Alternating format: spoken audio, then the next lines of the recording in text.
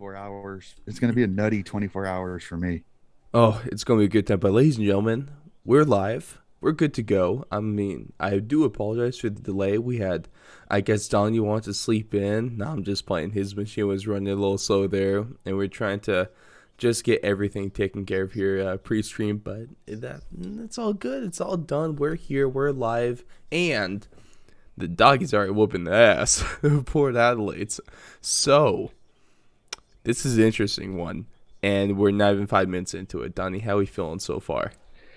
As I said in our preview and kind of everything that I said the first 10 minutes the doggies could come out and kind of jump on Port a little bit because Port may be rusty. They've been off for a week and the doggies have been playing, but I think it's kind of one of those. The dogs' pressure has been really, really up and about. Which the last time they played, they had it, but they didn't have like this type of Mm, pressure.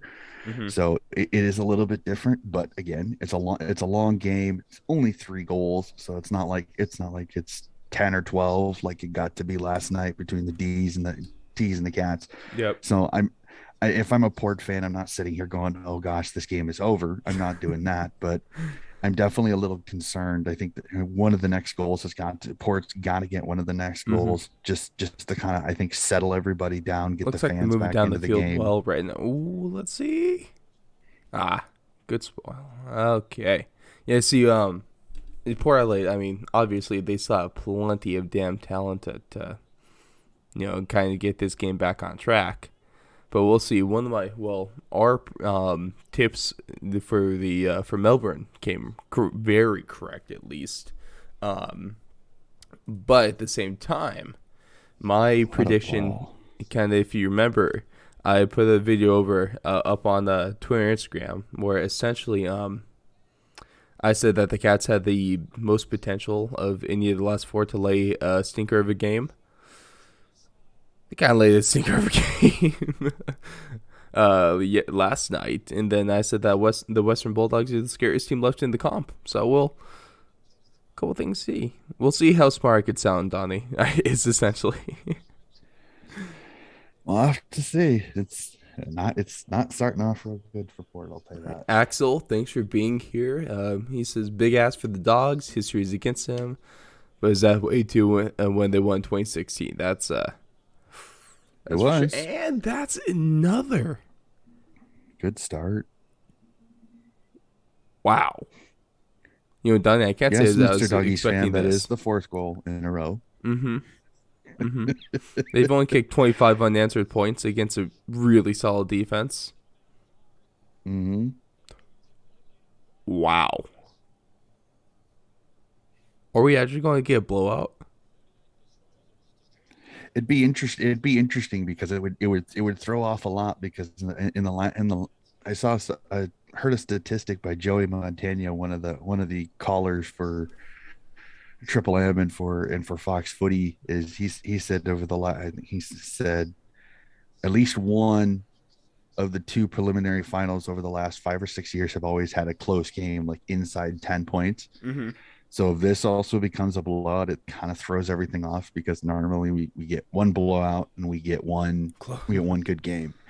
But here's the thing that I told a few I've told a few people is the weird part about that is the team that usually gets the blowout is the Mm-hmm. team that usually struggles in the grand final. That's really interesting. Yep. Wow. The last few years, the team that's played in a close game in the granny, the close game in the preliminary final is the one that's won the granny instead of the team that gets the blowout. Because you think the blowout team they could rest players late, play well, but sometimes it's fool's gold. So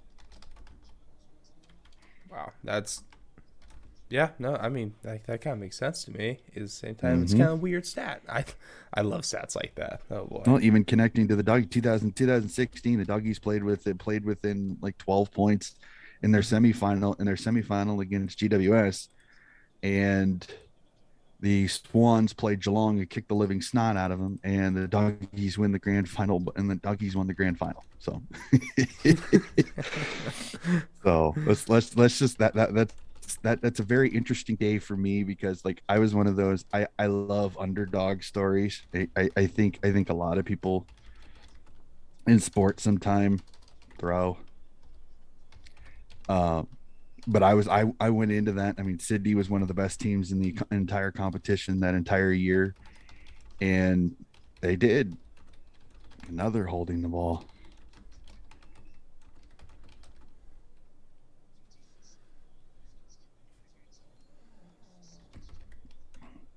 Wow, Caleb Daniel with a miss kick. That doesn't happen very often.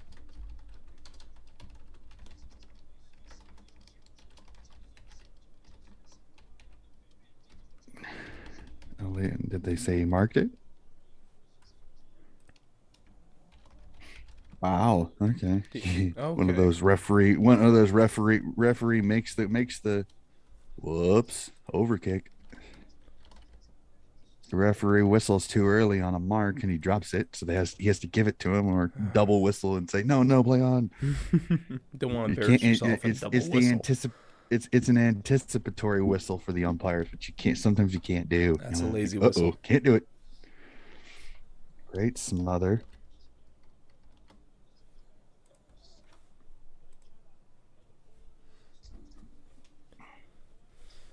5 hole. Wow. Could be What all not. Wow. what is going on here? What Plain is and going simply, on here? the doggies pressure has got the Port Adelaide defenders rushing.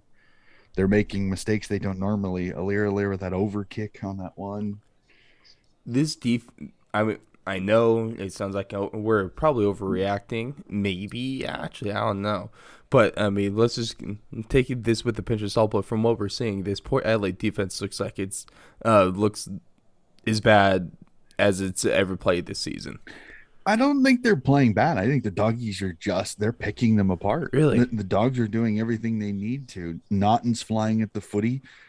Guys aren't marking it. I think it's a tiny bit of the pressure is both um there and perceived. mm. So I think it is more of a situation where it's not that the Port is playing bad. It's the Western Bulldogs are playing very, very well right now. Mm. That's the thing. So we were talking in our show that we dropped this week, recapping the William finals and Footy. looking ahead to the prelims. Is that I mean we're both saying that this is the best Port Adelaide has looked all season long, and that's kind of Mm-hmm. saying something.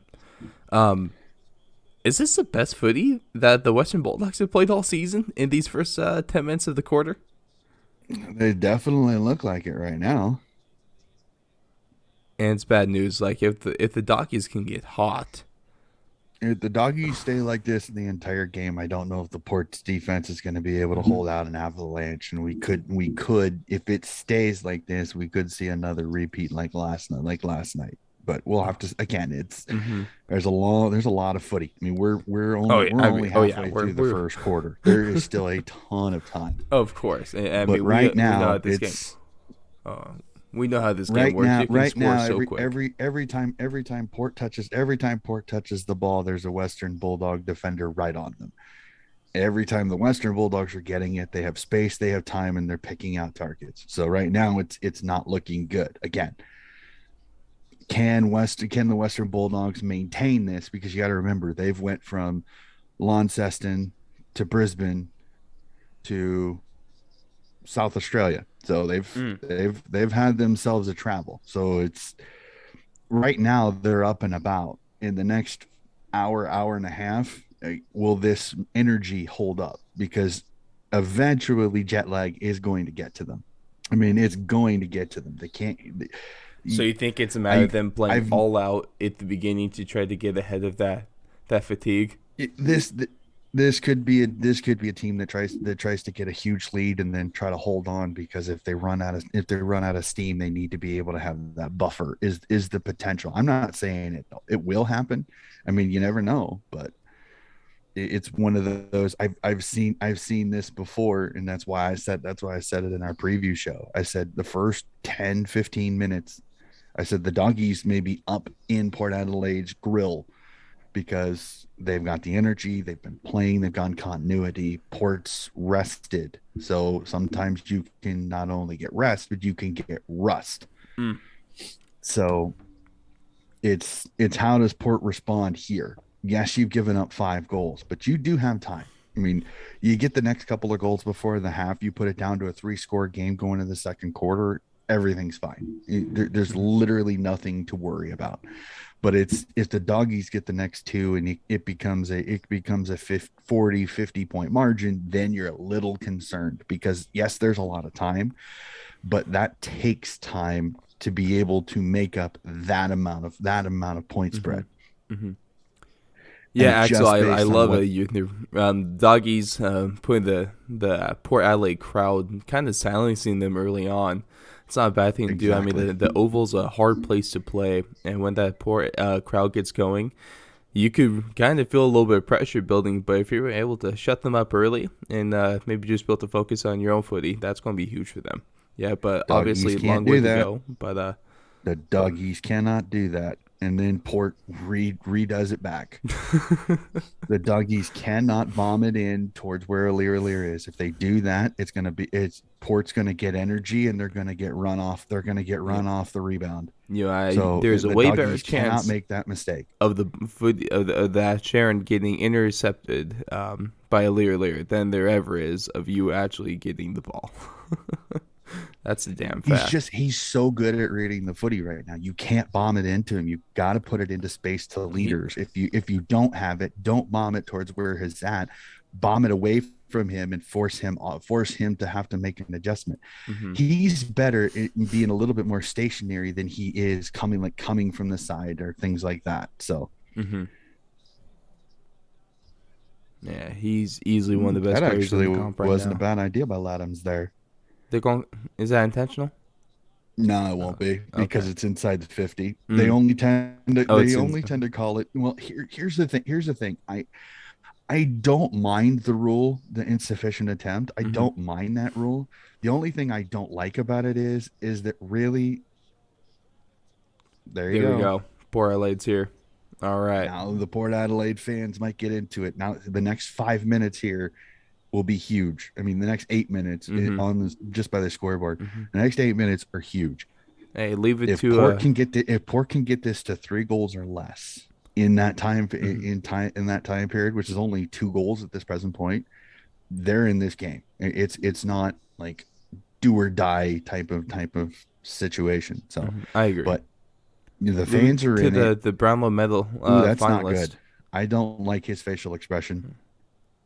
Really. I don't like it. He's definitely. I think the first 5 minutes he was on. He was the first 5 or 10 minutes he was on adrenaline. Mm. But now you can tell. I think that leg is bothering him now. Like you could tell by his facial expression, like he's playing through pain. So that's the other thing too is Bontempelli is a key cog for the doggies. So Mm-hmm. if I'm Port and this is not being dirty, so don't doggies fans don't get angry. This is not me playing dirty. I hit him and I hit him as often as I can. That's not dirty. That's You just hip being and smart. shoulder If him. I'm Yeah, being honest, that's what we did in well, no, football. it's hey, if you know he's injured, you attack it. You Mm-hmm. don't sit here and play off of it. You No. can't. You hip and shoulder him on that right side every time you can. That was probably could have been high. Ooh, Gray ran into the tackle. Genius. Oh, over handball. Wow. They're trying to do too much. Oh, what a mark. Not in you crazy bastard. He just doesn't care. Oh, and I do have good news, Ross. I know Oh. this is live, but I do have good news. Brian Barish has confirmed he will be with us for Oh. our grand final review. You hear that, ladies and gentlemen? He, Live he's breaking news on the stream. Oh, that's gonna be yep. a good one. I, If I've you guys I've haven't heard confirmed him on Brian before, Barish for our normal record time. oh yeah. If you guys haven't heard him on before, we had him on. We had a full one hell of a grand final preview last year. He's good fun, very Oh, knowledgeable, he paid for it. He tried to sell candy to the big Lysette and got burned. and it's gonna be a damn good show. Look at this tackle. I love this. Watch the big man make the tackle. Mm, that's perfect form And then to tackle. be sure he feels it, drive him down onto his chest. That is I love perfect it. form tackle. Oh, that's Lysat good looks stuff. like somebody out of an '80s hair band. That's half of these footy I players. love him. Uh, There's Bailey with the so does mullet and the Bailey. and So the does stash. Bailey I love Smith it. on. So does would be would be really fun is to get the fans to do the all hairband team, which is all some of the great um hairdos of the AFL because you have so many of these guys that have those mullets and stuff like that, like Bailey Smith, Well, in the grand final Lysette show, would you be. will be dropping your all Australian team. Might have to drop that team as well. Definitely. I'll have to message Brian Smith and like we should do our all hair team. Like the Minnesota high school has their all state flow team, which is their some of the best hairdos. Hmm. And it is those are some of those are good because it's just some of the guys that get to the state championship, but they have, Hmm. I mean, they're high schoolers and even some of them are like, oh my god, are you kidding me right now? Oh, that's awesome. They're great. Hey, as you guys start to He's a trickle in a little slippery bit little more here, bastard. really appreciate you joining the stream. If you're new here, you can make sure go on over. Maybe I'll just throw in the chat real quick. There it is. Travis Boak's gonna get a shot on goal. But if you're new here, go ahead, do yourself a favor, and also do us a huge favor as well. Go check us out. There's our website right there, thefourthlong.com, and everything AFL right there at that link, thefourthlong.com/AFL. I mean, weekly breakdown shows. We've been doing stuff for the finals, and of course these live streams as well. And Donnie, plenty of interviews, including the president of the Richmond Tigers, and that one is Oh, Bokey, wide. what are you Oh, doing? What are you doing, Bokey? Come on. is that game bulk into the game, or is that our game bulk out of the game? Nah, it's not pulling him out of the game. It's just he had a chance to cut it to a four goal, had a chance to cut it to a 3 goal Oh, lead and that's just a out in the full. sloppy kick. And the Western Bulldogs return the favor. Give it right back. I mean, I swear if it goes back to Boke.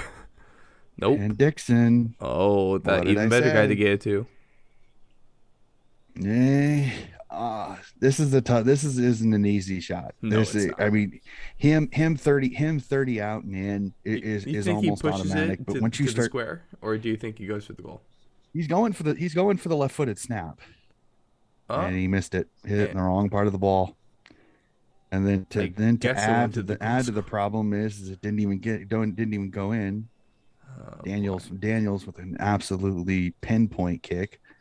Oh, Nice mark by Johannesson. That takes a little bravery to do that because you know a defender's coming too. hey, but you put that defender on his ass. Yep, there it Oh, is. there it is. The man, the myth, the legend that is Alir Alir. About time he got his first intercept mark. Surprised it took him this long. Normally he would have five by now. He's got a couple. He's made his Okay. plays that he needs to. That's Oh Alir yeah. Alir. He's gonna make No, plays. I'm So just being hyperbolic, of course. And man, Lear's real. He's fun to watch. that is awesome. So we're just gonna get Mark off here, you think, between Well, these two I midfielders? think Port's just trying. I think Port's trying to settle. They're trying to settle. They're trying to move. They're trying to move the Western Bulldogs defense around, make them run. It's again as I said. Remember, I told you that with the travel, sometimes the legs is the interesting thing here. So Mm. what Port's trying to do? Take a seat, Lysette. Grab Do some like popcorn. Dixon early in the season. Come on. That was a good moment. No. But what they're basically doing is you're manipulating the defense. The reason they're swinging the ball like that is you're trying to find gaps in the defense to where if you've got somebody going through the corridor, it then opens up the entire field going into the 50. Mm-hmm. So the constant movement is something that they do. The switch of play from one side of the field to the other Mm-hmm. is basically just to open up more lanes to find people going forward and then to open up the field as a whole. sometimes though it doesn't always work because if it's slow enough, if the movement from like the left side of the field to the right side of the field is slow enough, the defense just slowly slides over. It's like a zone defense in college basketball. if Mm-hmm. if it's done correctly and Oh, followed correctly, I mean, it'll still happen. went right over Great his head. pass, just a little high for the tall Latums. Oh, good tackle. And that's That Robbie Gray. He's keeps it going almost for Port. automatic here. This is huge. This is huge for Port here. Where's he on the field? Hi. uh, Is he going for the goal? best, yeah. Ooh. Robbie Gray's got a shot. Well, Ooh. 15 out, but it's a little bit of an extreme angle. Yeah. But this is also the guy that's buried one at an extreme angle on the sideline for a winner. So Brett Lee, thanks for joining, my man. Really appreciate you coming along for the stream. Real quick, at least. oh, he Oh, missed it to the right. I mean, obviously Uh-oh. your prediction might have Does Port changed have the since it yips in front of goal? started this game, but go ahead and for all you guys in the stream, go ahead drop your at least pregame tips here. Obviously, that line is shifted.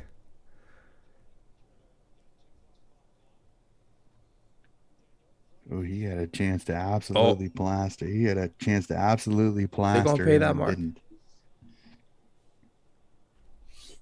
I guess so. I think they did. All right, blew the whistle too quick again. Is what it looked like. Another presumptive whistle. You can't be having those in the preliminary final. I don't like that. I know both teams are good, but I don't like how they're just kind of assuming that. Like for Oh the, no, what do you think, Donnie? There's been, oh yeah, he did. oh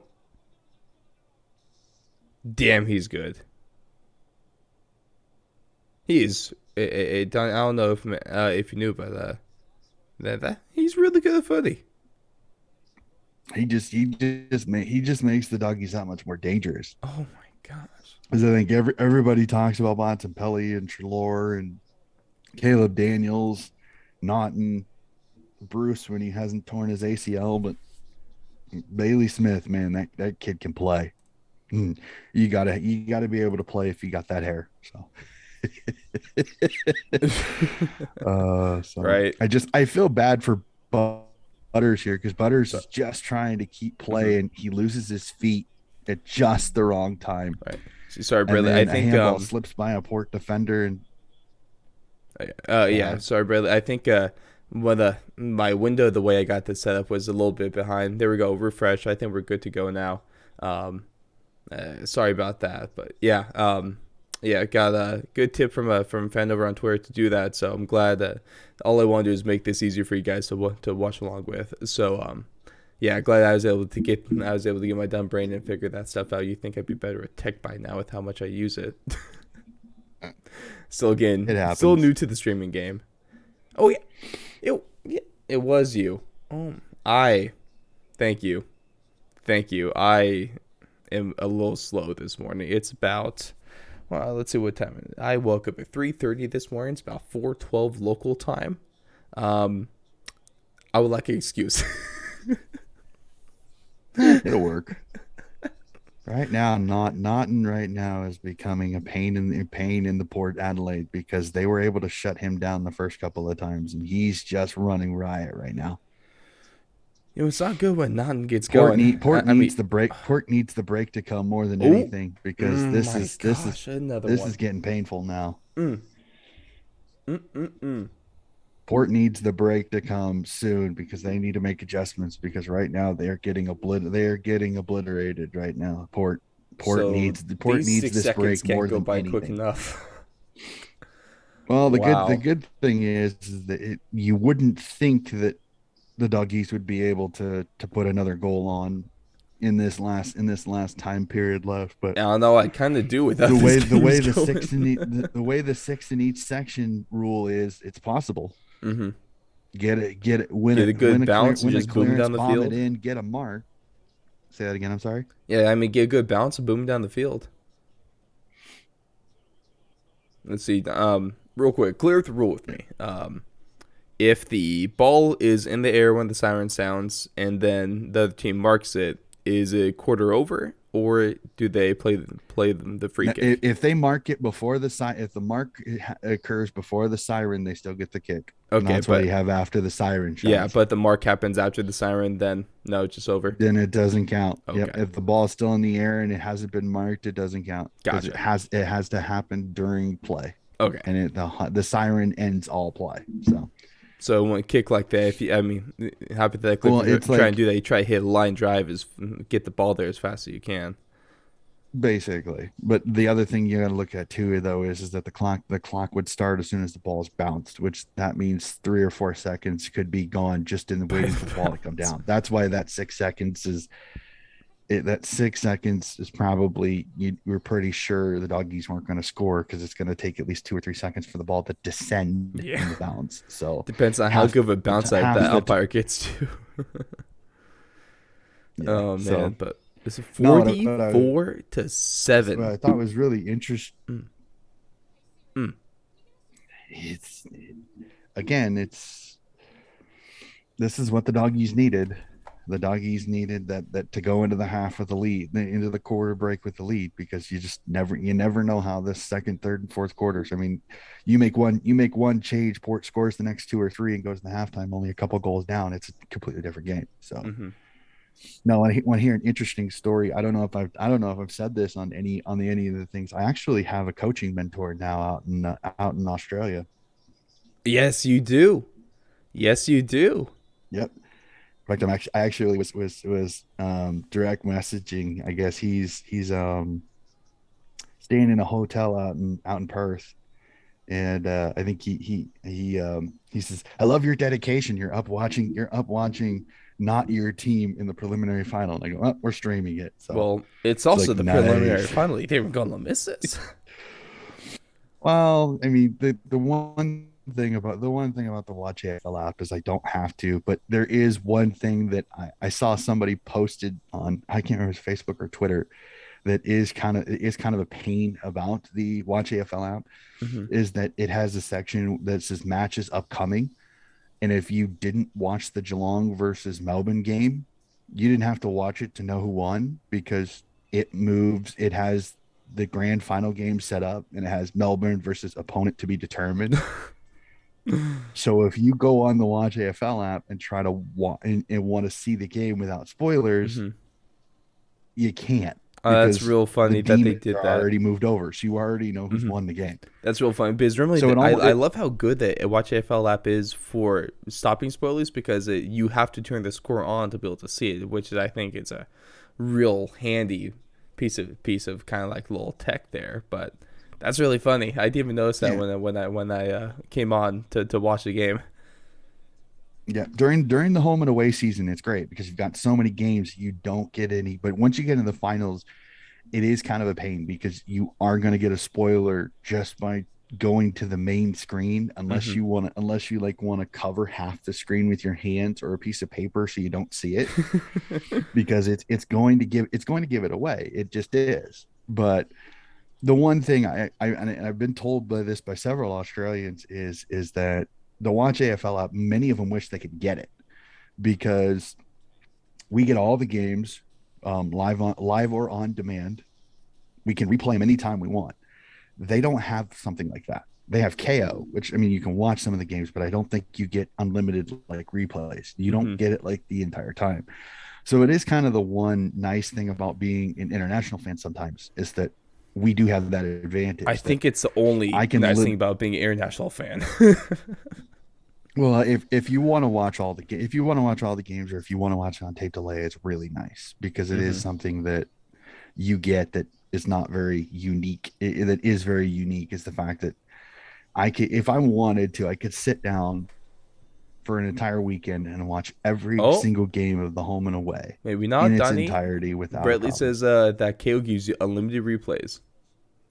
Oh, okay, all right, that's awesome. Okay. Well, they got that nice thing. But does it have all the games, like all the games? Yes, like every game.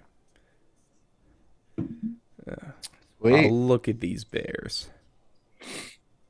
Well, no, I appreciate How there are cute. times I wish I could there's times I wish I could get KO too because they've got some of the rugby, Oh, some of the if you need, I cricket. got a link So for rugby. It's just live and no replays.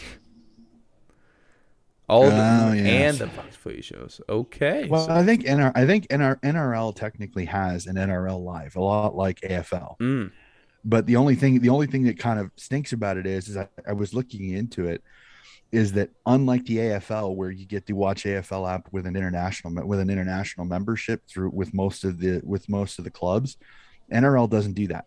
mm, If you buy a membership to an NRL club, you don't get NRL live as an international member. You don't, mm, which it kind of bugged me a little bit because I almost wanted to dive into NRL just because of it. mm-hmm. If it was like this, like I was going to pick a team and then get the NRL, like get an international membership just like I did with the Swans, and then get a NRL live.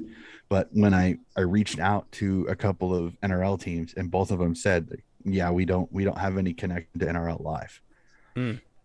Oh, So weird. I could so I don't even have to I don't have to get a membership to get NRL live. You just get it, which then gets you live NRL games, which is nice. But I mean, I don't want to. I want to pick a team, but I don't really like. I think it's. I'd be worried that it's kind of like the footy. Like if I pick a team, it's going to be very interesting the reactions. So plus the fact that most of the footy fans that I know of are not huge NRL fans. Like they're not Yeah, from massive what I've seen, it rugby feels people. like They're it's one or either the footy other, or rugby. right? Say that again. It's one or the other is what I feel like a lot of the time. Yeah, I mean, there's some that are like I know being a Swans fan, there's a lot of them that are in New South Wales that do, but it's the Melbourne the Melbournes the Western Australians the South Australians they're not big rugby people they're not massive at the NRL. Hmm. That's an undercut, so that's Dixon with a free kick. That's the one thing the doggies didn't want to do is give up the first goal of the second quarter. I think we have someone that's not quite the fan of the NRL in the chat, and might be proving my point here. It's one or the other. That's fine. I love I it. to each their own. I never discourage people. Be if you don't like the NRL, please say it. I don't Is care. that like It's the I NFL like and the sport, so CFL? for me, there's nothing wrong with it. I mean, you're talking to a guy that's got a subscription to Eh, Willow for cricket, and I'm an American. that's I mean, one. most Americans hate cricket or don't ever watch cricket. So I don't ever watch cricket. I don't ever watch soccer. I like rugby if I could find it when it's on, but I won't go out of my way to watch it. I really do like watching those sevens tournaments that they have, though. The seven worlds tournaments, those are fun. Um, that's like arena football. hmm It is. No, no, I know. It's just it is it is fast paced. It is great. it's It's wild. enjoyable to watch because it's the not kind of the purest form of rugby because it's so open. Hmm. It is such a different game. Hmm. Like rugby union, rugby league with the differences in style, but rugby sevens is its own. It is kind of its own little animal. Yeah, it is. I mostly only watch Oh, if the U.S. is in he the almost took too long with that footy. Oh, great tackle. Let's see. That's not good. Ollie Wines goes down with an injury. Hip pointer. Oh, that landed on the ball. That's a tough one. That's going to take a second to get good again. Ooh, good play there by McKinn. Good play there. No, that should be 50. Yep, it is. He moved off the mark. See, I actually knew that, Bradley, because in Donnie's first time being on this show, he explained to me the rugby states of New South Wales and Queensland and how the AFL is trying to essentially steal their fan base away from them, which is a smart business move. I don't think they're trying to steal their fan base away. I think they're trying to get rugby fans that There he maybe aren't goes. footy All right, fans to be Port footy with the fans second. if they can be both. Like I Yeah. don't think they're trying to steal them away. I think there's enough people in Australia. I think they're trying to get to the people that maybe aren't rugby fans or are rugby fans that may also like footy too. Mm. Now, again, it's as you kind of noticed in the chat, there's a lot of hardliners. There's people that they can't do both. They're one or the other, which, and again, I respect. I have no problem with that. Not everybody is like me where I can watch every sport because I enjoy sport in and of itself. Like I said, I talk about cricket, I talk about Aussie rules, I talk about rugby, I talk about hurling, I talk about Gaelic football to people Yeah, you because do. I I don't love even know how sport. you Like I understand all this love stuff. watching. Well, I guess the Gaelic All Ireland final is coming up here pretty soon. I think this weekend, Hmm? which is an interesting, which is like it's like Aussie rules with a soccer ball, a square field, and no marks. That's so. I mean, I love all these. I wouldn't call them necessarily offshoots, but all these sports are like similar, but have like their own kind of unique part to them. Uh huh. Oh, doggy's driving down, and that's a. Naughton is such a pain right now for them. They cannot shut him down. He What do you do he's here, then, always Donnie? You're the seeming to coach. What do slip you do here free. with Nod? It's hard because Do you put a leer you on him, can't always or zone do you just keep him on well. Bailey? I don't think you can put a leer on him because you don't want a leer having to guard one on one because that's not his strength. Like Mm. he can, but that's not his strength. His strength is the offing And there the they go again. off the shoulder of a forward intercept defender that can come in, that can slip in and find the footy. Where see, I think Port's kind of going off of their last game when they beat them earlier in the season, and the defender that's on Naughton, I haven't caught who it is just there. He's not Naughton is just up and about right now. Like this could be a situation where you just try to do as much as you can to try to maybe slip a second defender in front of him. Mm-hmm. Yeah, I think it's Tommy Jonas is supposed to be on him or not. I'm not sure. But this is one of those where it's like you kind of have to try to find a way to kind of double team him while not leaving the rest of your team exposed.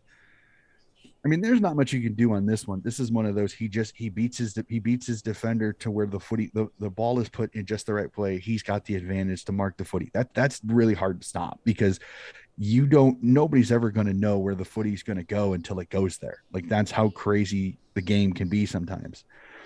Is that you can sit here and say, well, you can do this, you can do this. Well, true, but I can also point out three or four areas where no matter what you do, you're gonna expose the footy. Ooh, John. Oh, he's got a turn. Good smother. Bailey Smith right Oh, there to that is pick some it crap up. timing. That is a Then big. almost hospital. That was almost a hospital handball, but it worked. They're gonna that give it hit off the ball. and let's have you Brett Saying just this is dropped exactly what the so Bulldogs want. They want Brett had that's a what the friend move Bulldogs from wanted. Sydney to Melbourne in about mid 2019 so he could watch more live footy games and rugby games. Then of course everything got shut down. Oh, that's so crap. Yeah, no, I don't blame him for not being too happy about that one, man. Unbelievable. All right, That's a free kick. It is a free kick, and they played advantage, but to he's get making sure to take a guy out of the play. Good kick. Is it there? Nope. oh, Missed it to the light. Right. that was a pretty good chance. That's more the angle is the reason that he missed that more than the shot on goal. That's a tough angle because it has to be almost perfect to Mm-hmm. go through because you only 100%. have so much goal face to aim for.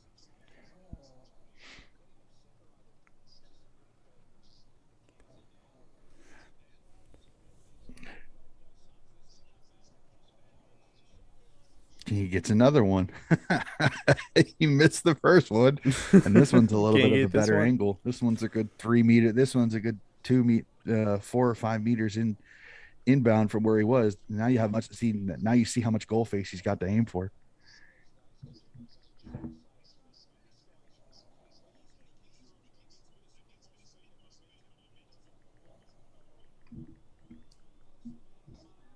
And this time he pushes it left. Oh, That's He pushed it left heartbreaking. this time. You know, I He love those fans over. because with how this game's going, you could laugh about that. But if you're a port, you'd be dying right now if that happened. Well, you don't mind it because that's two shots that could be 12 points. You only give up two, so you're not as in as much of a So I hole mean, as you would have if been you're if he would have port scored. in that situation, you're the one kicking a couple behinds with good chances. Then That's more yeah. frustrating. But if you're the doggies, you have this bit of lead right now. If you Good do something decision by like that, you can Gray. have a little Swing bit of out a chuckle wide. and Go move to on. Lysette or not.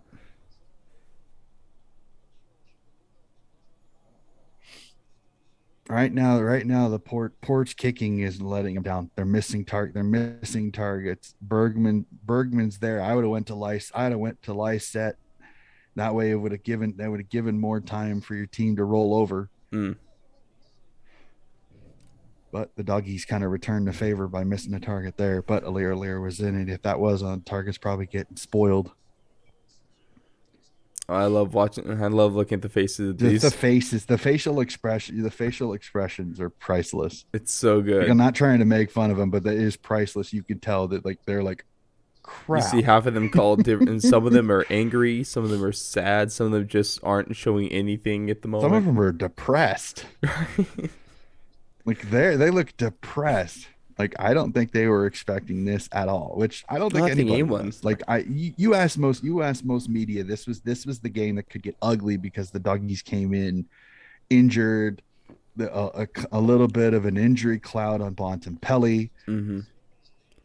I Now don't know, man. Port's defense is tightened up. Port's defense is tightened up though. It's not nearly as leaky as it was those first 10 minutes. So Both of our final streams. All I'm saying. if I'm the Port fans, I'm a little bit more upbeat than I was earlier. But the problem with Port now is mental. They're making mental errors that they can't afford. Mm-hmm.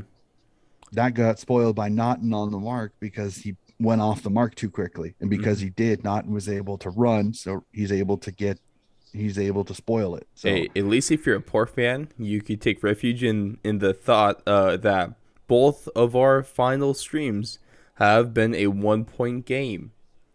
So, Port Adelaide is out of it purely for that fact alone, right? well, but the other thing you got to look at too is that the last team that did kind of this same thing was the Swans, and they came back but lost by one. So At least it won't be a blowout loss, guys. at least we're hoping. I don't know. Right? It's there's still a half a footy to play. We don't know, but If Bergman Port probably got comes away back, with this in is the going to be a back there. high scoring game, and I am here for it. Yeah, we If both tipped Port in Melbourne in the Port's finals. got enough Granny too. skill. Port's got enough skill up forward that they can do that. It's the question is will they? That's more of the question.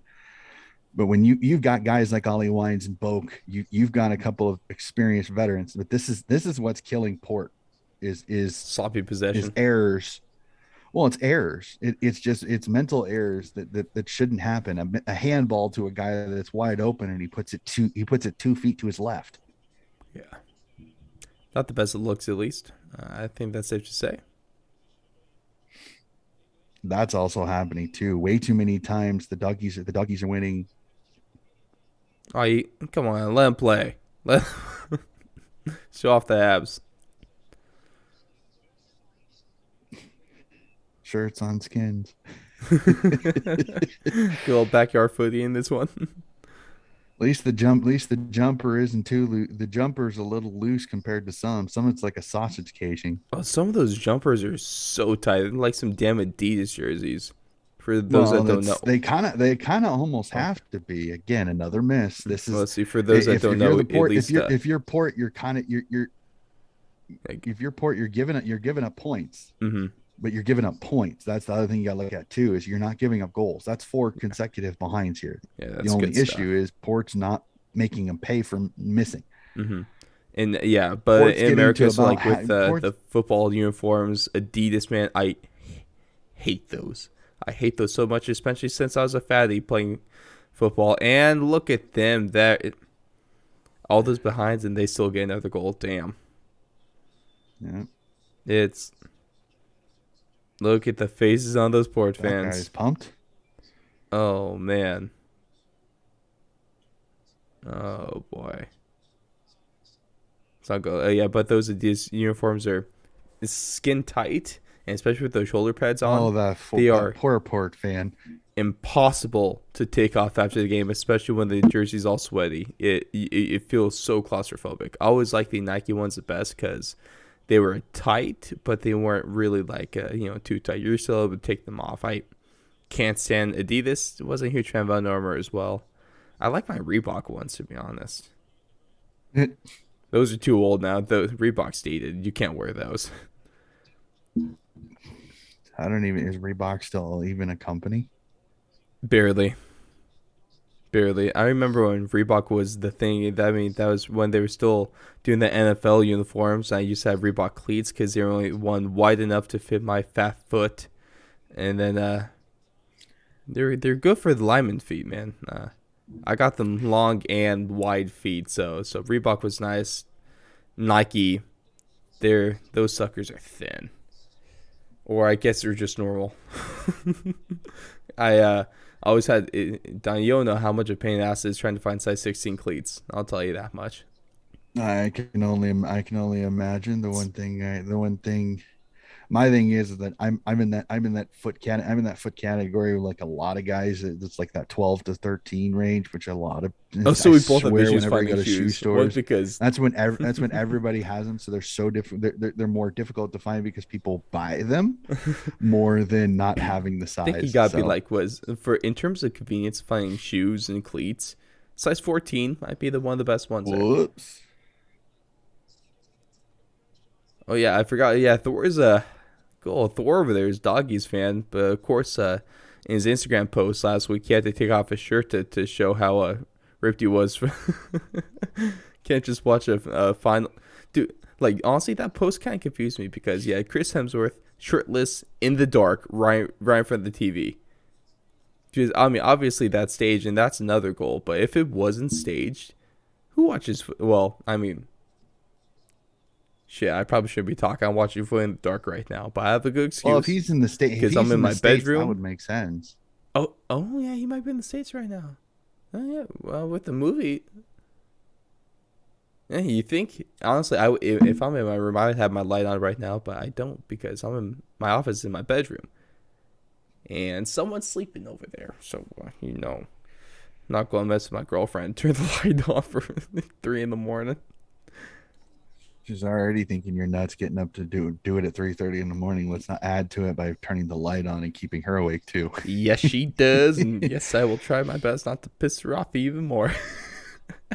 Well, I'm kind of in the same boat too. My wife's in the room, like literally right next to us. So I'm trying not to talk too super loud. That's why I've got it pretty close to my. That's why I've got the Well, mic it's close a to my face. throwback So to Donnie's what was it? What ASMR chats when you did a couple of Donnie's disposals talking like a jazz kind of guy.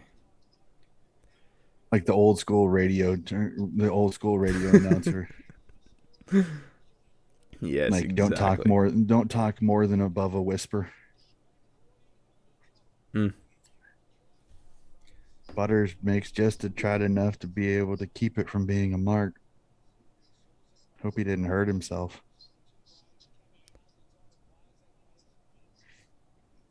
That's the interesting one there.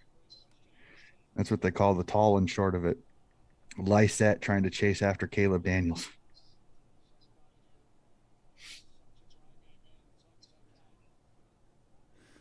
I always think just because in all the Kept sports it I in. watched, you stop the game when someone's hurt. I mean, not in footy though, so I just have a like kind of a funny time imagining someone's just If it real sits bad. up, Rosie's got some space. They're fighting over on one side of the field, the other side of the field. They're trying to score. Good tackle by Marshall. The tackles have been great by either team tonight. Did he call holding the ball on that one? Interesting. I didn't think he had enough time to dispose of it, but what do I know? I'm not an umpire, at least not a professional umpire. Did Bonner just bury it? He did. Mm, There's a settler. There's a settler for that's Port. a huge goal for them. Huge goal and a highlight one at that too. Well, and Oh, here's the other thing mhm. too is that they don't need to. The biggest thing is just try to get the try to get a couple more goals just to lower the deficit going into. You still got 2 quarters of footy left, so you still got plenty of time. But it is kind of one of those where it's like you're down 7 goals. Try to get at least a couple before halftime just to make it like a 4 goal deficit in the second half, because it's still with 2 whole quarters still to play. You still got plenty of time. I'm not sure if I agree with holding the ball call on that one, but Bonner buries it from 50. Now can Port get a couple in a row and get the fans up and about? And Donnie, you think the This game's is massive just here. fully over if Butters is out? I don't think it's over because Butters is out, because you got Sam Powell Pepper, and he can be a live wire at times. And with his goal kicking ability, he's quite. If you do lose Butters, you don't get the speed that Butters has with Sam Powell Pepper, but you get goal. I think you get a much more consistent person that can put shots on goal. So I'm not gonna say it's an upgrade, but I would say it's not a downgrade as much as some people might Mm, think. that's fair. There it is. Mm, Oh, that's gotta suck. and oh, Thank God he didn't bait. He did. oh man, that would have taken Man, all the momentum right back. pretty much.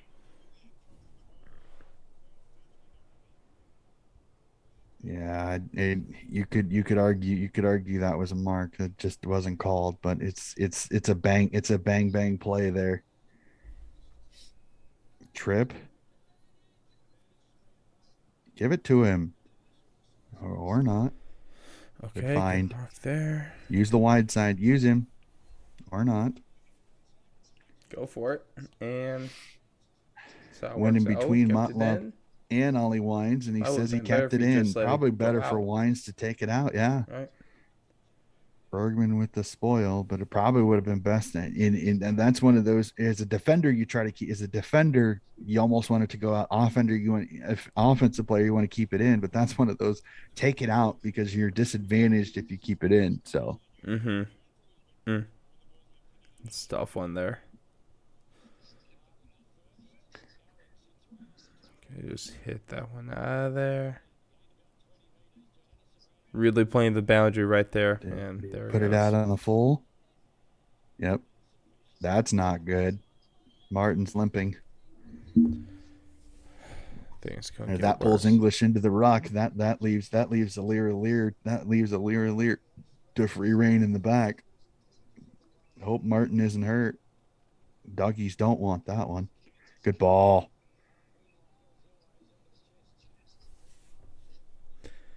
I haven't noticed if Bont has gone worse or not. I haven't really seen him. Pushing the back. That'll be a free kick for Laddams. Well, there he is right there. That's Looks not like he's Bont. That's walking half Stephen decent Martin. enough. That's Stephen Martin. Bont's 4. Yeah, I saw him in shot at least. This is massive. Laddams kicks this one. That's 2 goals in a row and gets a little bit of momentum on port side. Gets the fans up and about a little bit. But this is not an easy shot. A 52, 53-meter kick, and he pulled it. Nope. He pulled all the way. But he touched it, so it's still in play. Good Wow. play by Butters there to be sure at least you get a free kick if you don't mark it. Yeah. Bont seems to be moving okay. Mm-hmm. Man, Drew and Liberatore are just they're Keep it I going. love this. Keep it going. Just be careful though. One stray arm goes high and that's a free kick. And it's a suspension for Toby Green.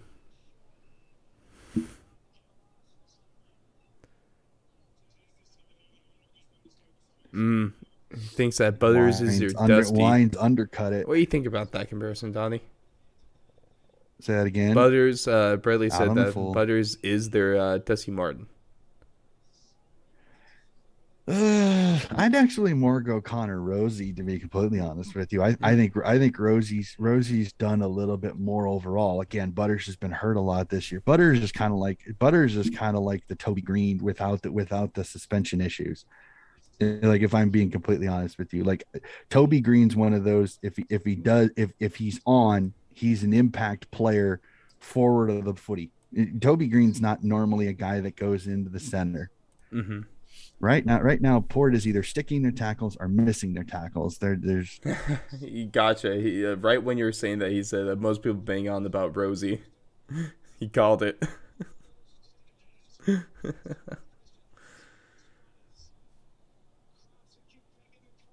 Oh, he dropped it. He'll be fine. That's a ball up. This is you know what's Oh, look at really that really tackle margin awkward. by Port. At least he got And that going for you. oh, worst possible situation there. Good ball. Mm, You know what? What you know what? You want to hear something that is very entertaining that a lot of people point out, and it is kind of irritating. Is uh, that one of the guys that's calling this game is a Western Bulldogs board member, oh, really? and a lot of people are not happy that this keeps happening. That Luke Darcy, one of the guys that's calling this game, is a Western Bulldogs board member. Um, I agree. I know you know who Eddie McGuire is Mm-hmm. that for the longest time, Eddie McGuire would call games, but he would never be put on. They would always make sure he never called Collingwood games because Mm-hmm. he was the Collingwood president. Yeah, In my that makes personal sense. opinion, in my personal opinion, Luke Darcy should not be calling Western Bulldogs games no matter what because he's a board member. Mm-hmm. I honestly feel like that should be a rule. I Like agree. if you are connected to a club, you should not be able to call their games. Like I don't think that's a crazy statement to there's make another either. 50. Well, it's really annoying because it's like I don't you can't guarantee me they just gave him another 50 or no they didn't. He just played on. Okay. So, ooh, okay, Brett. A I little wasn't bit a of a push in the back because he bold, had no hands out. It was a legal body a little bit of a bold out tip on in the the floor. Was preseason, it tipping touched? Patrick Cripps for the Brownlow. Oh, yeah, that was a bold take. Could play that a little better, I think, but maybe hey, there's always next year. Well, if anybody's the Brownlow favorite for Carlton, it's Sam Walsh. Right? Bontempelli doing everything he needs to do to get his doggies into another granny. Hey, he's looking good right now for everything going on with him. Have a crack. I'm not sure if he's looking exactly like the. Oh, he left it. Fantasia Oh, didn't go at it, and then English dropped it. I'm not sure if he Bond's looking exactly like the to at least a lot of people the presumed Brownlow winner, but he's looking like a real solid player. Him and Wines are the two guys that I think are going to be there Hmm. when the count and the Well, I know counts this week. technically, like other sports, you don't take the playoffs or finals into consideration for the award, right? No, they don't. Yep. It's But only the do you home and think away. there's the same case? I mean, I'm sure Australia and the voters here aren't any different than the ones in maybe at least here in the states where no, technically you're not supposed to take the playoffs or finals into consideration, I but think you should. I think it should be an all encompassing thing. mm, Personally, that's fair. So they're bombing it to one of your so shortest it's guys almost in the like whoever team. wins this game is was I guess what I was trying to get to. Whoever wins this game, whether it's the doggies and Bont or the Power and Wines, it's probably who takes home the Brownlow this year.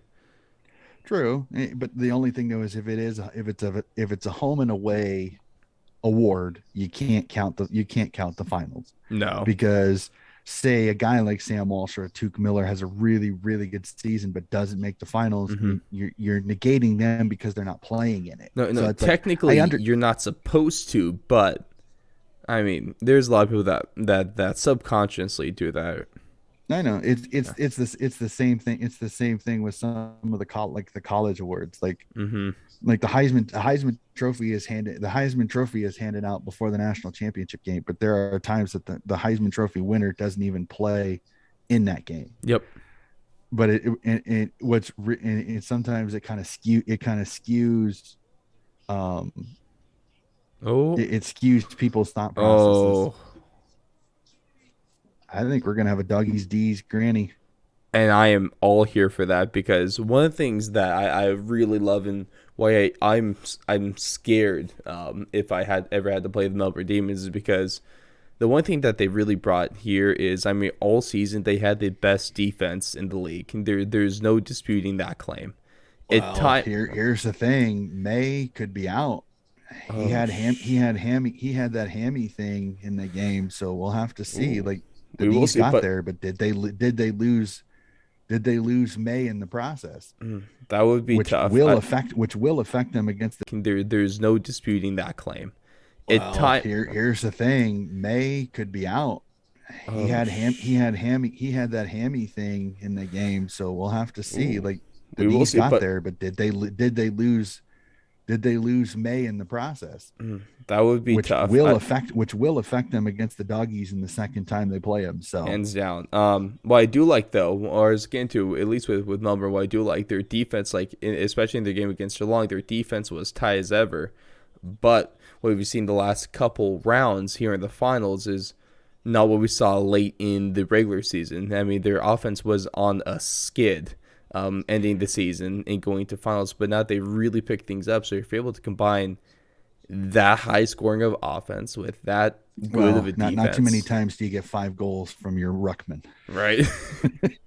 You don't that's not something that you count on very often. No Okay. offense, Ruckman, but you Some. can maybe chalk them up for one, maybe two, Mhm. but So, five, that's not something you chalk up very often to your Ruckman. well, down here, maybe It's some good just news not. if you're a D's fan. That May was on the news tonight, and he reckons he's definitely playing. Well, the good thing is that he will have an extra week of recovery Hmm. too. I So think a couple that's weeks. the one thing. I It's mean, you like say hamstring. It's hamstring, right? it's hammy tightness. They haven't really confirmed whether Yeah. there hasn't been any, like I haven't seen Hey, you anything got that 2 weeks said to rest that sucker. That's not bad. true, but most hammies are at least 3 weeks.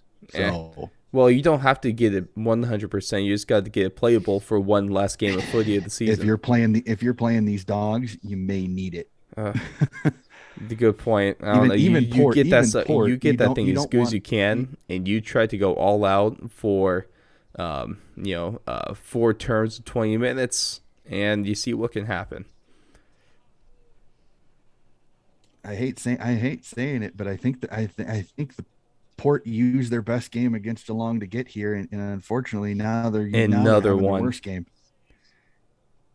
I Oh cannot believe what boy. I'm seeing, and I am okay with saying that this game is over, unless something ridiculous happens after half. The fact that it's a 9 goal margin right now with one more behind making it a 10 goal margin, Hmm. yeah, it's hard to see Port doing it unless Port gets a run of 4 or 5 in a row to start the third quarter. That's a And big ask. they haven't shown enough to be able to do that. So No, they have not. well, and it's just Port's making mistakes that they haven't made very often this season. It's missing handballs to people that are 6 to 7 meters away, like easy handballs that shouldn't be missed.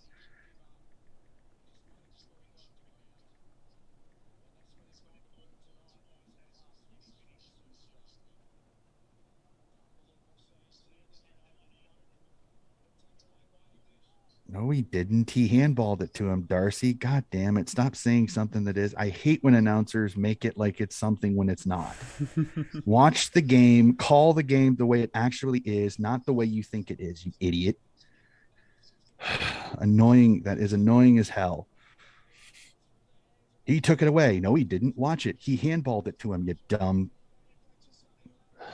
Sorry. Is that the coach coming out? That annoys me. That really annoys me when Is that the announcers coach call or a something. fan? That's me as a coach because you're saying something that isn't there. Mm. It's like somebody going in and going, the sky is purple when the sky is blue. You're not even close to right, so don't say it. I mean, English didn't take it away from Robbie Gray or Ollie Wines or Boak or whoever it was.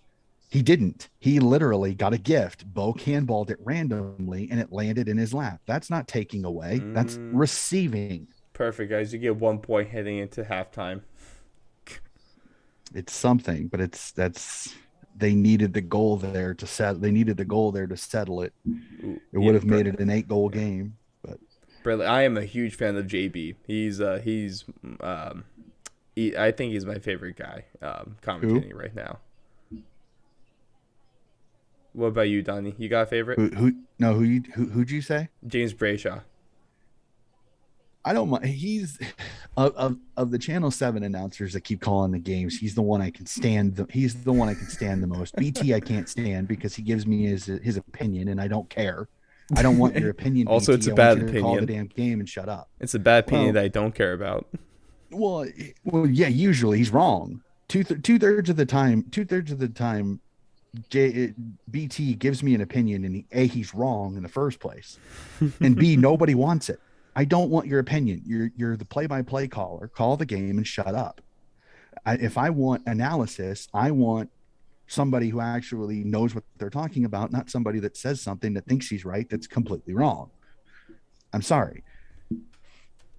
Like for me, like the guy that called last night's game, Jason Bennett. I love him. He's awesome. Like he calls the game. He doesn't give you an opinion. He doesn't give you um how he thinks. He just calls the game. He Wow, calls the game and that's crazy. he What a lets his color concept. people he lets his color people handle the analysis. What a That's what I concept. want. It's like I don't want a ton of opinions, especially when the opinions are wrong in the first place. Like Mm-hmm. that's the most annoying part about that. Like it's just it really grates me when I get guys that call the game that are just wrong. It's like you're watching the game. This is a TV call. How do you screw it up and call it wrong? Seriously. Seriously. Oh man. So, Sorry. I uh, don't like getting on my high horse and stuff like that, but I can't tell you how many people, if you watch Twitter, how many people just, I mean, literally lambast BT because he'll say something and literally 10 seconds later, he'll be not even that, 5 seconds later, Daisy Pierce or Luke Hodge will literally tell him he's wrong and an idiot to his face. And you can tell he's like, and I'm like, yeah, dude, maybe you shouldn't have said something stupid. I just think it's kind of funny on just how often it happens too. It's like Well, multiple times a and I game. loved it, and I absolutely love Daisy because she takes a no BS approach She's to it. good. Like she Yeah. calls the game she gives her analysis, and she's right. Very rarely does she get something wrong. Like, and I love that about her because she's not going to BS you. Mm-hmm. And I love that. Give me, if you're an analysis person, give me analysis. If you're a caller, give me call. That's all I want. I don't need you to be giving me your analysis as a caller. I don't want that. That's not why you're here. Okay. If that's what you want to do, stop calling the game and be an analysis person because you can't do both. I mean, I've called sports games here in the States. If you're a play-by-play guy, don't call the game, be a play-by-play person. Mm-hmm. Call out things that you see. If you are a play-by-play person, don't do analysis. You have enough to worry about calling the game. Yep. I agree. It's hard. It's hard enough to do one, let alone try to do both at the same time and do both well.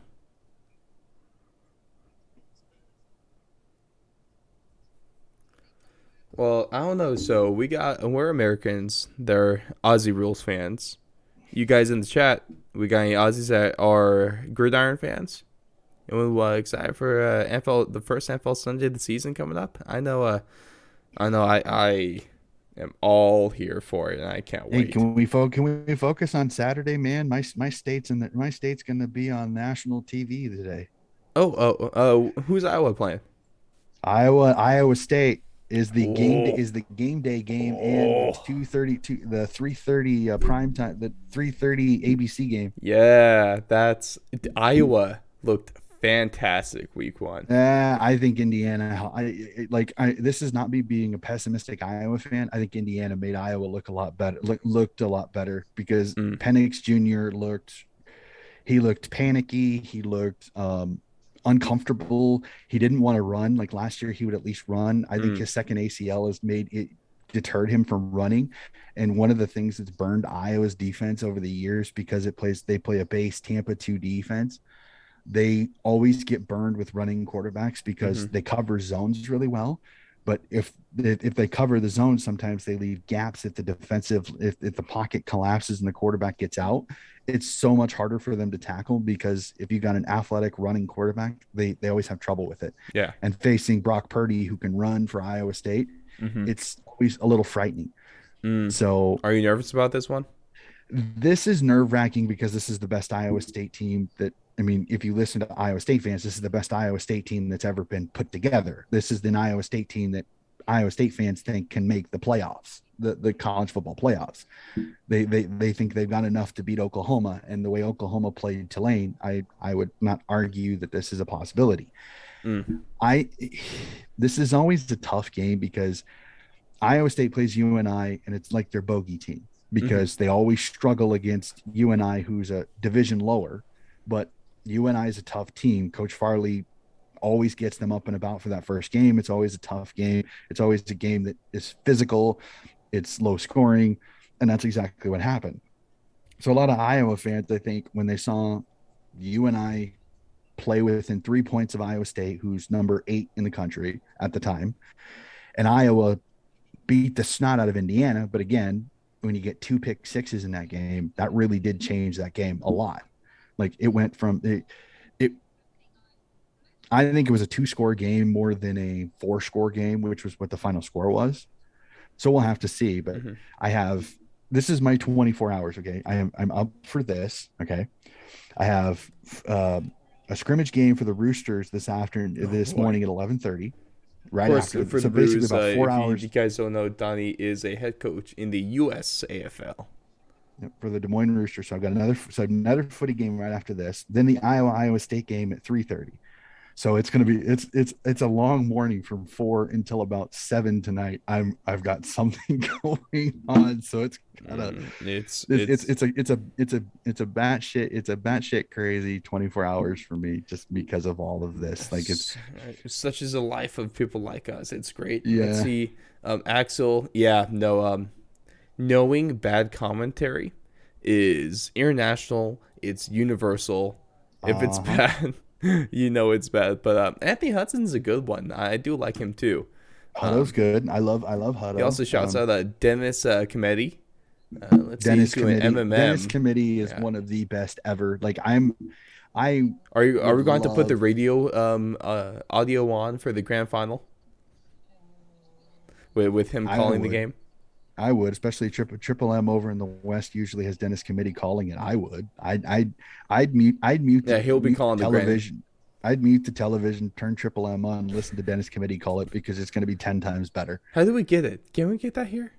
Yeah, easy. If you have the watch, do you have the AFL app? Yeah, If you go on the AFL app on your phone and click on the game, like the click on AFL Live app is that? yeah, the AFL Live app. Okay.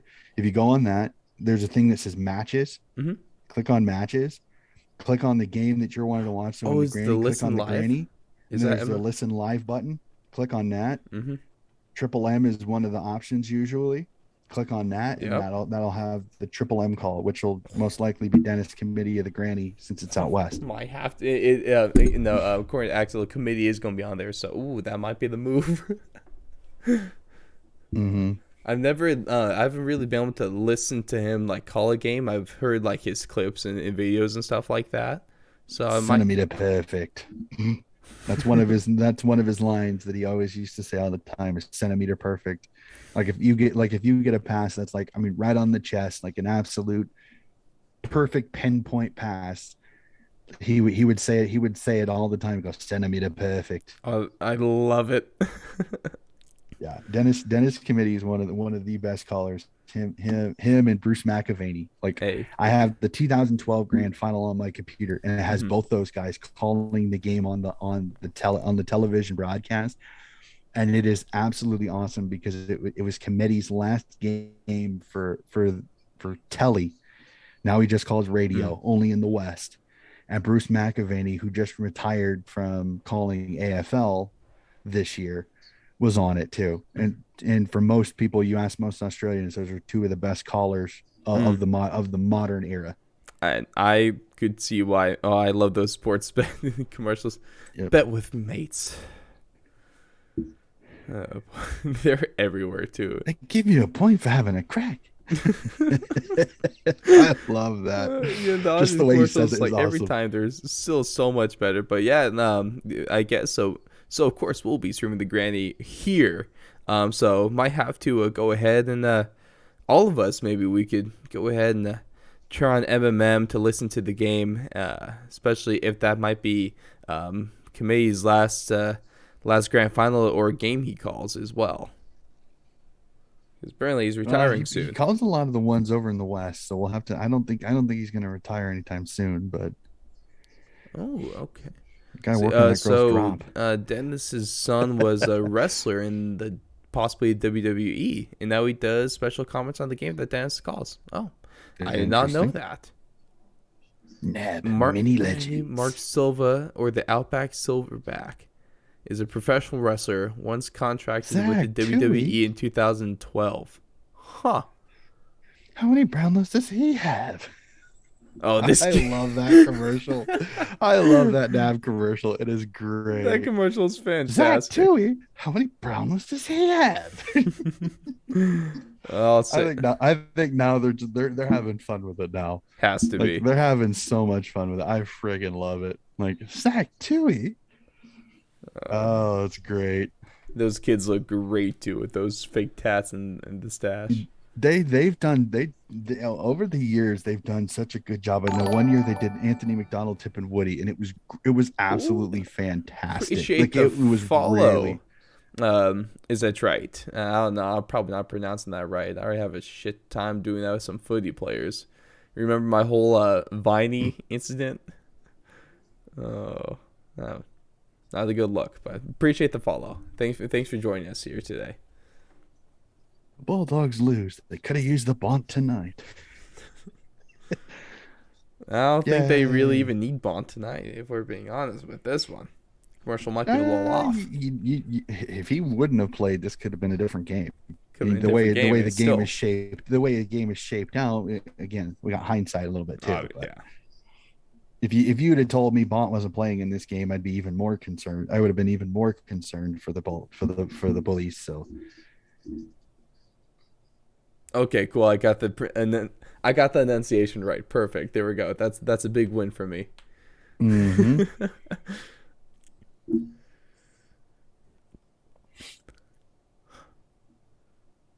I'm looking forward to seeing Buddy kick 1,000 next year.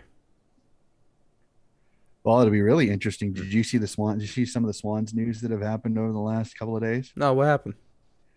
So Luke Parker re-signed. So Yeah. they got the one. They got the one guy I think everybody wanted to sign, but Jordan Dawson has requested a trade to go back to one of the South Australian teams. Does he have a preference? I would think he probably fit better with Adelaide, but the question is that can the Swans and the Crows work out a deal that will be beneficial for both? Because if you ask most Swans fan, Dawson's worth a first round pick Mm. or higher, Mm-hmm. because the Swans fans don't want to lose him. But if he wants to go So back to South Australia, I completely understand it. But will you be able to it's take the Adelaide out of the haggling. basement? The haggling is going to be interesting. That's it. I mean, so was what do you think that would that do to the Swannies? Would that be able to actually take Port It'll Adelaide out of the basement there? Here it is. Like they're talking about it now. Oh, there we go. Yep. Good timing. Good timing, Donnie.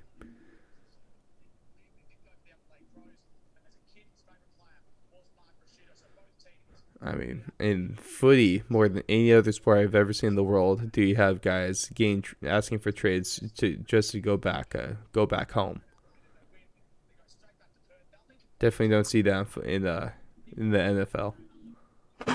You see it occasionally, but not really. Sometimes guys sign like and end up signing like 1 year contracts to retire and play like their last season with a hometown team, but never really see them I mean, also you don't really see them request trades all too often, too. Well, it is one of the things that I have to get I have to say is rather unique to the AFL is Mm-hmm. how many guys like being traded back to their home state. Like it's just not that common here in the States for guys to want it.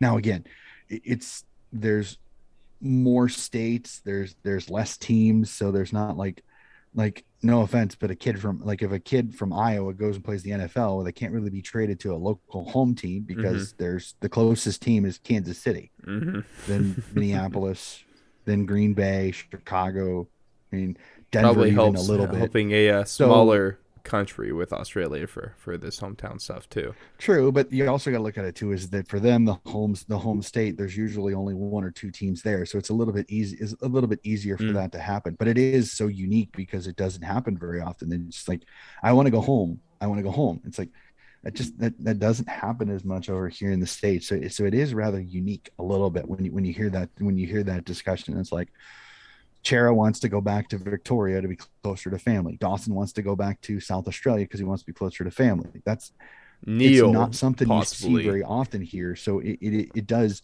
like I've seen a few discussion boards about this. It's like if you're a Western Australian team, do you almost want to only draft Western Australian kids because then you don't have the go home factor? Mm. Like I think that's kind of the weird thing about it is that you have this go home factor that's like you almost want to interview the kid going into the draft and go, okay, if we draft you, are you going to pull it in 3 years? I want to go home to be closer to family. Because if so, would you seriously question drafting a kid, even if it means going with a kid that maybe not as talented? Mm-hmm. Like I'm surprised when Australian teams don't do this now. Like I thought they would it have. would kind of it would kind of change the integrity of the draft a little bit.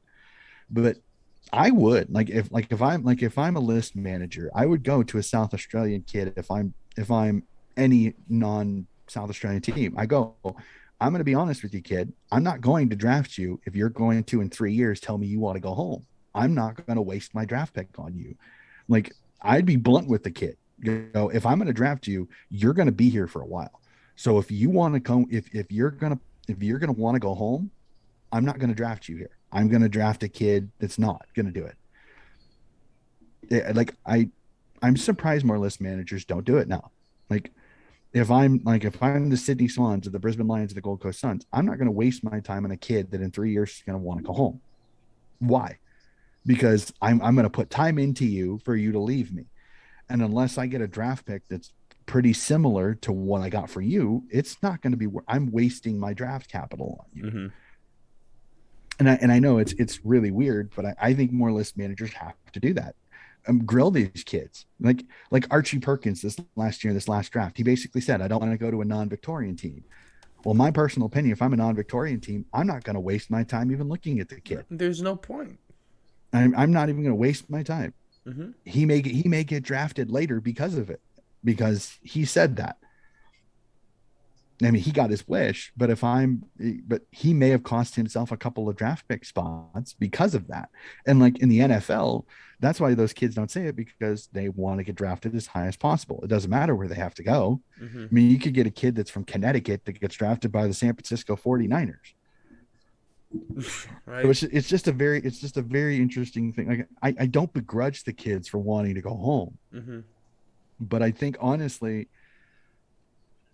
I think more list managers need to get the backbone to just go, hey, I'm going to tell you this right now. If I draft you, I don't want you in 3 years to say this, because if so, I'm not going to waste my draft pick on you, Yeah. because I don't want to put in 3 years of my physios, if my high performance staff and my coaches, if you're going to piss off Yeah. to wherever you want to be from. And that shouldn't be a crazy statement. Isn't Tribe makes a good point here. He says, "Good point, Coach." I would go further and query whether a local team made up of non-local players is still a local team or just a brand. Mm, I don't know. that's a good one. Cause you can see it from, I can easily see it from either side there. I do like that argument. Yeah, and That's I understand and I'm kind of surprised. I'm kind of surprised that South Australia and Western Australia haven't just adopted that mentality because I mean you've got so many local kids there.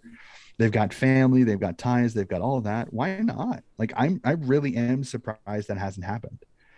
But I mean, it's the AFL. It's national, so it happens. But I mean, even some Western Australian teams could make that argument. It's like, why draft a Victorian kid? Why draft a South Australian kid? Because they may not want to stay in WA. mm-hmm. So we'll have to see. That's such a tough thing to bring It's into for when you actually come into the draft. That's a hard thing to analyze. At least in the NFL, you don't really have to worry about that nearly as much, or at all.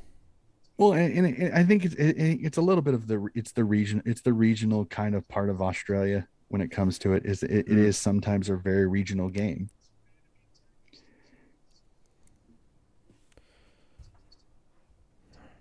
All right, Donnie. Any bold second half predictions here? Calling the Port Adelaide comeback. I'm not going to call a Port Adelaide comeback, but the first 10 minutes of this game, if Port can get 3 or 4 and kind of worry the doggies, it could change the game. But this first 50 seconds is looking like the same kind of game that we had. It's a contested game where if Port puts too many into the contest, Mm-hmm. that's a very interesting ruck contest. That's that seems to be happening all game. It's Port just is they're Good indecisive. intercept there. I don't know if that's a good intercept or a bad kick, but that's one of those. He looks up, he sees a blue jumper, he tries to kick it, but doesn't realize there's a black jumper in between, like coming that way. Mm-hmm. Well, Ari said that at least tweeted. I said it too that That was touch, so that should be a throw in. the second Ooh, term Woods is not what's happy. going Did to they? determine the game here, and so I think the game's already over based off of that. But bold prediction, Johnny. Let's keep the streak I'm going. Let's get a 1 point game I here. hate saying that because the way this game can be momentumized. I mean, if you look at it, I mean it's 58 right now. No, he didn't touch it. Is out on the full. I thought he touched it. I mean, it's 58 right now. I mean, it's not impossible, but it's very difficult because Port's gotta like honestly going into the fourth quarter, Port has to have it to 4 goals or less, and that's a nice start. And, yep, Skaway And so going, it's get Dixon possible. going. But the difficult part about it is I think the doggies are a good enough team. I mean, I don't see Port rolling off 9 goals in a row and cutting it to a 4 point game. I don't see it happening. Mm-hmm. But here's the thing: if you're Port, get through this quarter, give up 1 goal, score 6, it's down to a 3 goal game. It's possible. Am I Do you see leaning? that banner? We I love didn't. I big didn't catch dicks. it. Charlie Dixon. I love the Australians' ability for sexual innuendo out of things is That absolutely might be the hilarious. best thing I've ever seen the fan with. I love that. The signage in the supporters is absolute gold sometimes. Oh, that's amazing. Like when I one of the my favorite highlights is 2005 in an elimination in a semifinal between the Swans and the Cats, which is there's a sign in it. If you see it, it's Davis come to save us, and it's spelled it's absolute gold because they show that sign after Nick Davis scores the winner Oh, to what? That's win the perfect. game. Like you couldn't have timed it any better. That's too perfect. So, but I mean, there's so many great signs in the supporters that Hmm. they're absolute gold. They come up with these great and the banners that they run into, like when the supporters can make the banners that the players run through at the start of the game. Hmm. Um, those are gold too because sometimes they have really great rhymes Hmm. holding the ball. This is huge here if they can mark it or at And least get a shot on goal. sell them. Oh, Oh, he centered it, but he centered it to no one. But then a dump kick, and that's oh, gonna land in a or port the not. No mark. Jeez. Missing. But that is There you go. this is what the doggies didn't want. Let me This will see be back two. to back This if goals he here. kicks this, this is two in a row. This is two in a row. It gets it down to 7, and the Port fans will be up and about. A behind could be heartbreaking here. I don't know if it's heartbreaking, but it really is. It's disheartening because you need goal. You need every goal that you can kick straight here. You need because it makes it that much harder.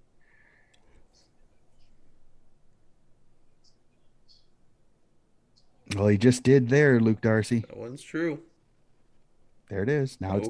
Now it's down to 7 goals. Okay.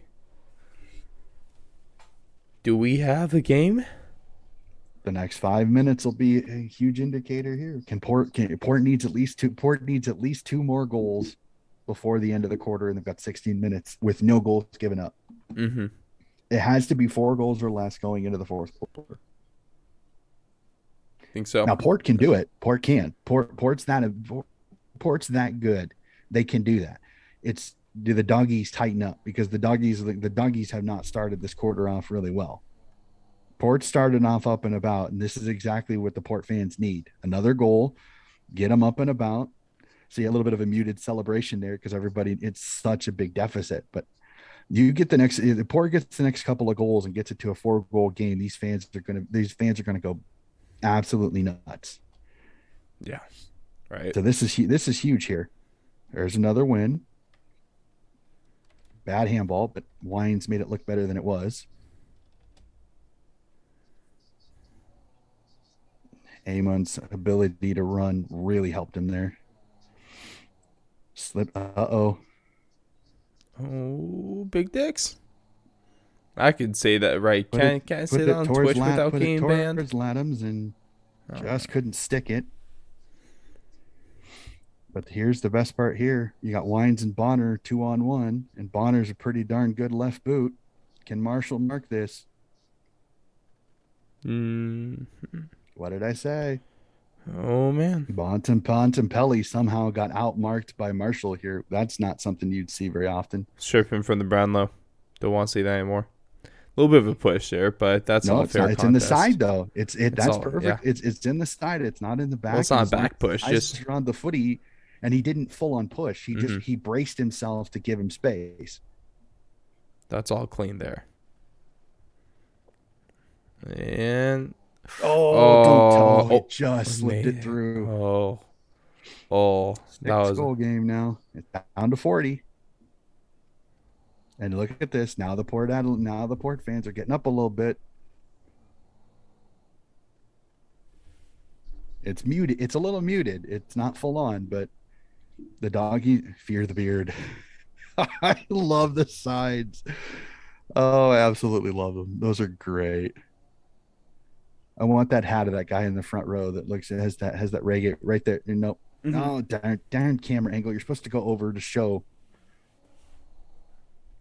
but it has like the full on like dreads hat. Love it. Oh, oh, Oh oh, no. Oh oh! Look at the no. finger. His Look at the finger finger. moves. His finger He moves. It's got only it. going to be a point. Oh Oh no. no! Wow. Bontempelli's height helps him out. That's finger that right pointer finger moves. It'll be a behind. That's a killer there. It's a behind. Damn. Wow, that's oh Oof. oh, they're so Got that mad, guy. but That it's guy a was not good happy about call. that one. It's a good call, but I understand being They pissed off there. it's a hometown crowd. They don't see the score review. I understand. I don't agree with the hand gesture, but Oh, I love it. but the good part, oh, Naughton, he's such a game changer when he's flying and marking the ball. The only thing though is now he's not down there to receive them, so it does change the forward structure of the doggy. Like he's a great get out of jail mark, but the problem is that he's not down the line for it. So it's like Mm-hmm. the problem is now he's bombing it to people that don't have the same skill set.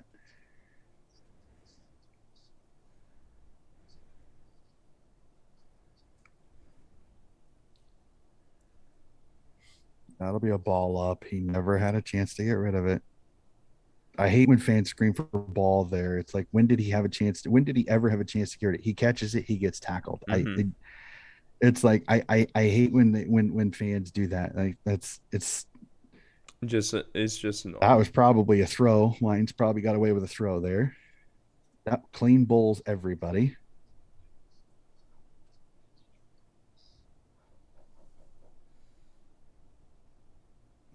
Port gets a free kick because of Martin's body angle. Probably shouldn't have been called. Martin prototypically, see, it's probably shouldn't have been called. Probably should have let it go. They were both holding each other. They worked it out. That was probably much more difficult than it probably should have been. He handballs it. He handballs it by three people to nobody. Genius. I don't think he was trying to. All three moved the wrong way. Oh, you think that was on everyone else? He handballed it where a guy was moving, and all three of them moved the wrong way.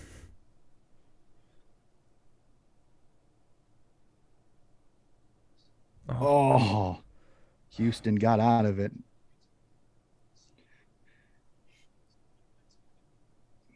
See, now their problem is they're bombing it down the line again. Can't do that. Port cannot get into that bombing it down the line. They have to find targets. Got rid of it at I least. was hoping for Hope an. that don't call that. Okay. I was hoping it was going to get tackled so you could see them just keep playing tennis with the footy. Yeah, that's an interesting friendship there. Oh yeah. That's got Oh, to be an that's gonna be a interesting tough friendship evening. tonight. I guarantee they have a Uh, bet going on right now. if they don't, there's definitely you would love to have a camera for the banter. Yes. Can we sink a mic in there? Like I know there's some European soccer channels that have fun they get fans to call the games. Mm-hmm. What would be fascinating is to get that, but with one fan from each team in a recording booth calling the game. It just, the banter would be worth the watch. Oh, that's Like that'd like be so especially if good. you get like a rivalry game, like you get a Port Adelaide versus Adelaide in the showdown, like it'd Mm-hmm. be gold to listen to that. That's yeah. No. Fox Seven needs to take you up on that. That'd be very interesting. Well, I mean, it may not be something you put on live TV because you don't want cussing, but it would be quite interesting to see it as like a bonus feature thing. Can Motlop bury it? Ooh. Oh no, Oh. touched on the line. Fantastic play. Port's peppering the goals though. Yeah, Bradley is definitely Port's working in peppering the favor the last goals. few This years is, with that if one. I'm a Doggies fan, I'm concerned. I'm a little concerned Bradley he goes because to the Richmond games with his Carlton friend. mhm. That's a good one. Yeah, no, Richmond's definitely had a little bit more luck in the last few years. I think it's safe to say than what Carlton's had to go through. Way to keep it in, Laddams. He probably didn't handball that, but we'll play it like he did. It's okay. It looked like it enough. No, not really. It didn't look like it at all. He raised it over his head, swung his fist. It came. It didn't hit the The ball at all. But it umpires are still. always right, Donnie. Don't question them. Um, if you ask most Australian fans, no, they're not. No. Oh, and even especially and this even finals. even me as somebody that can play Switzerland style neutral in a game, even I can go, Well, you not agree so because I much. mean, there's been it feels like more than what we saw in the regular season, but a lot of people being really critical of the umpiring these finals. Do you I agree? think I honestly, like, I've said this and I'll continue to say it. The umpiring for Aussie rules has so much gray area. It's never going to be Everything's perfect. subjective. Well, pretty much. Like, I mean, my favorite is that you hear all these media places and all of that. We're like, well, they're going to change the holding the ball rule. I'm like, what are you going to change that's going to fix a person's opinion? Mm-hmm. Because that's the problem, is that my opinion compared to your opinion, compared to half our viewers' opinions, are always going to be different on what is prior opportunity. Mm-hmm. Like just like do it for me. Watch the chat. For you guys in the chat, what is prior opportunity to you? Hmm. Because I bet you're not going to have three of the same answer because it's impossible. Hmm. Because for some people, prior opportunity is 5 seconds having the footy with a chance to find another person's going to. So well, if you look up and you have a teammate, that's prior opportunity. I mean, that's how miscued it is. Like it's not this tangible. You have to hold the footy for 5 seconds before it's considered prior opportunity. Like that's what I mean. It's so subjective. It's so Hmm. gray, They're putting a which can both make it good no-win and bad. situation with these calls. And yeah, you're Well, right. We've seen a lot of rule changes recently. They keep on changing everything, and I've seen a lot just within like the last year and a half I've been watching this sport. Ooh, up to 18 minutes now since the doggies scored a but the goal. thing is, Port hasn't really made them pay though. They've only got a No, goal too, so it's not like they've made them pay like they could have. no. Like if Port's you think offense about has it, they've been had very four. disappointing. They've had three shots on goal and they're 4-2. I mean, or they had three shots on goal and they're 1-2. So Mm-hmm. they've only scored 8 points Mm-hmm. in that time period. So it's not like they've cut into the lead or cut it in half or severely cut into it. They haven't.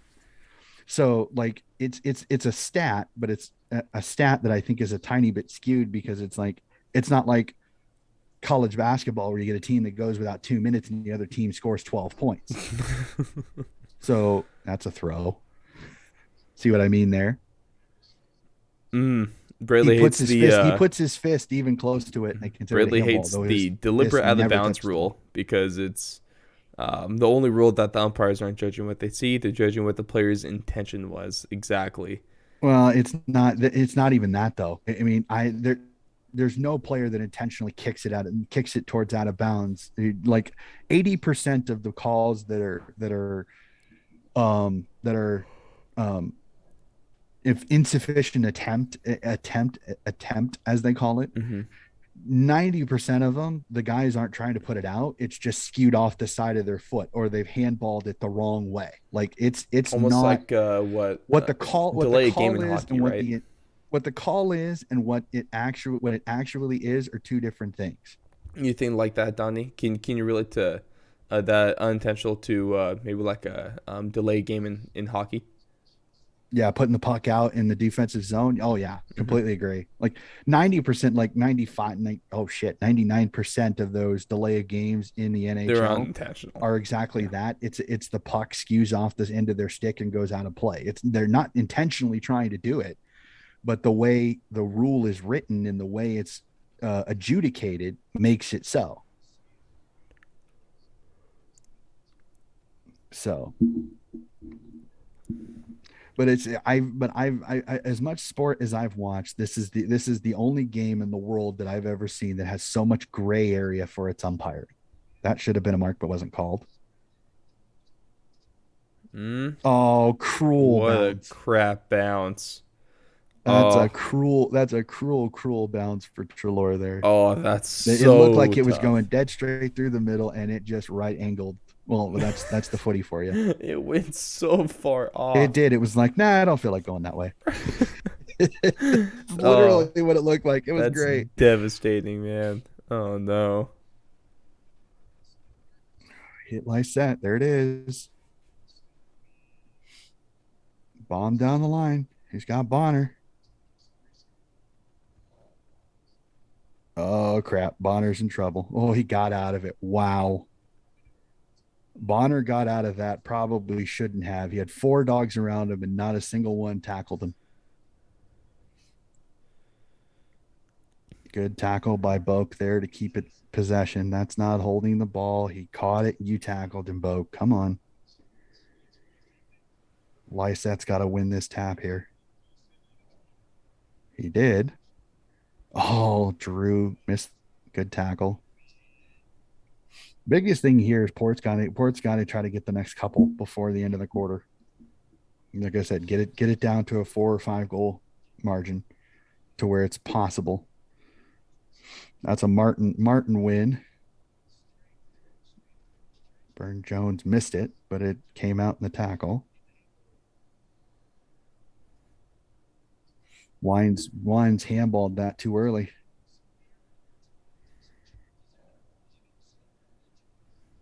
You got time.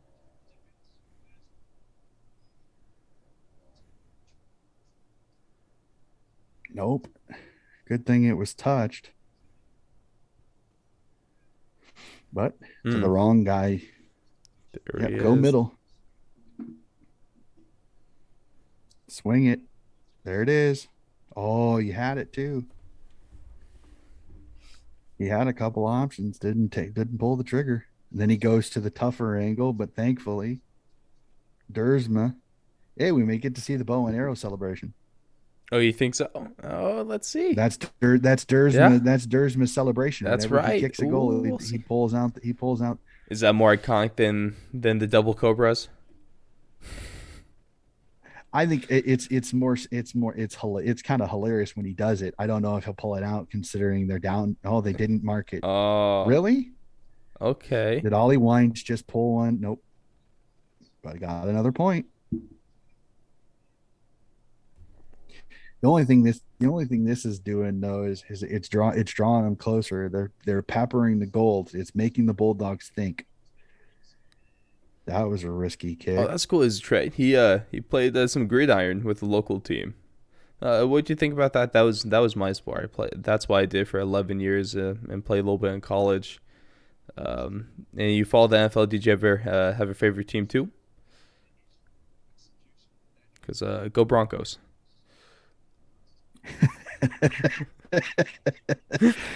Got to find any way to get that in, don't you? What you expect from me, Donnie? Come on now. Well, that's like me. That's like me going. Do you watch college foot? Do you watch college football? Do you have a favorite team? Go Iowa. Hey, I don't know what your point is. uh Oh man, yeah. I'm oh excited. I get to go to my first Broncos game since like eighth grade, and this is only going to be my second one ever going to Broncos Jets here in a couple weeks. And we get there oh, on have fun. games on Sunday. We get there on Saturday, so we're going to go to Coors Field for a Rockies game too. Oh Ooh, what a wow, he tumble! called that a mark. Wow. Okay. Oh, they're so pissed. Even the young lady's pissed. Oh, Get everyone's after it, getting in girl. on it. Oh, I love this game so much. These poor Insufficient fans attempt, are amazing. unrealistic attempt, though it actually kind of was. Oh, Port fans are getting feral now, even though technically they can't argue. Port's got and he kicked it out on the full. Funny That's you footy say, karma there. Funny you called him that specifically because that's what Bradley said a while back. He said poor fans are feral. So can Collingwood fans can be that way a little bit too. They're rabid, and I kind of like that sometimes. Like I like when a fan base is that way sometimes Oh, because it just shows passion. oh, Don, you got someone not specifically but close to you. So is it right? So his local team was the Vikings, so they followed Minnesota. Awesome. Yep, that's one of the two team one of the four or five teams we're within driving distance to get to. We Close can get to enough. Denver, Minnesota, Green Bay, Kansas City, Chicago, and St. Louis when they had a team. We're all within a day's driving distance. Yeah, but that's also unfortunate that Ooh, you he had to follow landed on the Minnesota. football. They haven't really had all too much luck in the last few years per se. Yeah. See, for me, I'm not like, and again, I don't begrudge people that watch the NFL. I can't watch the NFL. I'm too old school. I like running the football. Well, I'm I I'm love it because there's so that's why I love Iowa so much at least. But what it's funny well because I watch college football all day born on and raised in Saturday. an entire family of nothing but born and raised in a family of nothing but of Hawkeye fans. It's kind Hmm. of it kind of like it's a lot like some of the fans over in Australia. It's like you're born into it. You either have no choice or you just kind of get like I don't mean this in like a wrong way, but you almost get indoctrinated into it No, I know exactly because what you that's mean. all you know. Yeah, see, So it's like I it's like love literally all you know. I So love watching football because all day Saturday I'll watch college football, all day Sunday I'll watch NFL, I and there are tackle. two clear different feelings to watching those games, hands down. College is a little more fun to watch, or like it looks almost like more fun. I like the NFL because there's a little more parity there. There's not an Alabama team that's just going to blow everyone out every game. That's debatable at sometimes. Well, I during kind during of the thought that's during the what. pa- during the Patriots dynasty, there wasn't much parity. We knew the Patriots would be there. It's who do they get to beat up in the Super Bowl? So that's a little bit debatable a little bit on that one because it's not always like a given that there's parity in the league. So and I think there's more parity now than there was Yeah, just because of the fact, but it's like it even still like you go into the season and you ask most people, it's like, well, you can sit here and say with relative clarity who you think are going to be the division winners, and most of the time you're going to be right. Very rarely do you get a team coming out of nowhere to win a division. yeah. We'll see what happens So this year. I There's mean, I there's mean, a lot I of don't. stuff that So could for me, happen, which that's is not. exciting. Yeah, but for me that's not parity when you can sit here and go, well, I know this team, this team, this team, this team, and this team are going to make the finals.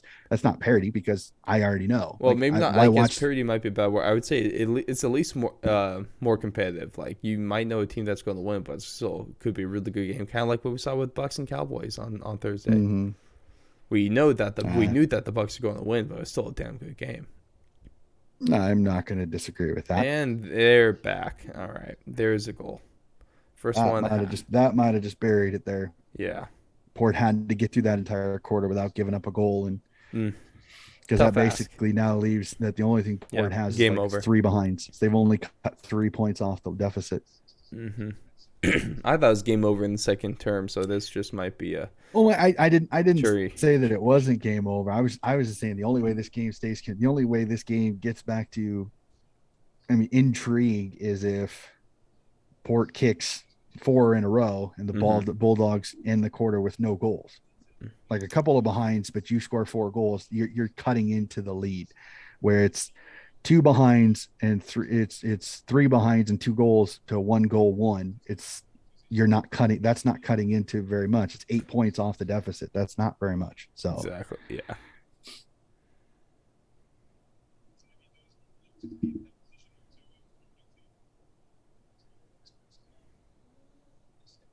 surprisingly, Steph Martin has been probably the best decision for the Bulldogs in the ruck.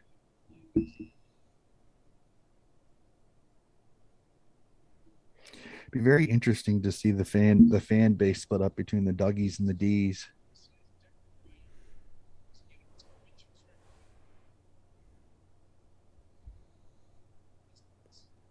Are Not they sure I both agree Melbourne with where teams? that handball went.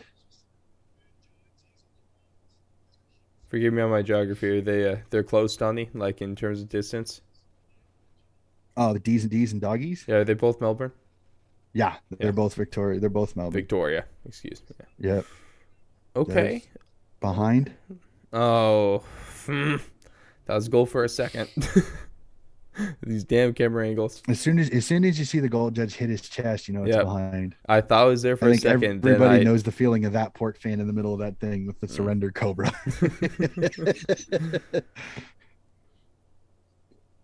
I mean, everybody knows that feeling that's watched sports before. I think we've Oh, all we've remember all Super had Bowl that 48, Donnie? exasperated crud. Remember Super Bowl 48?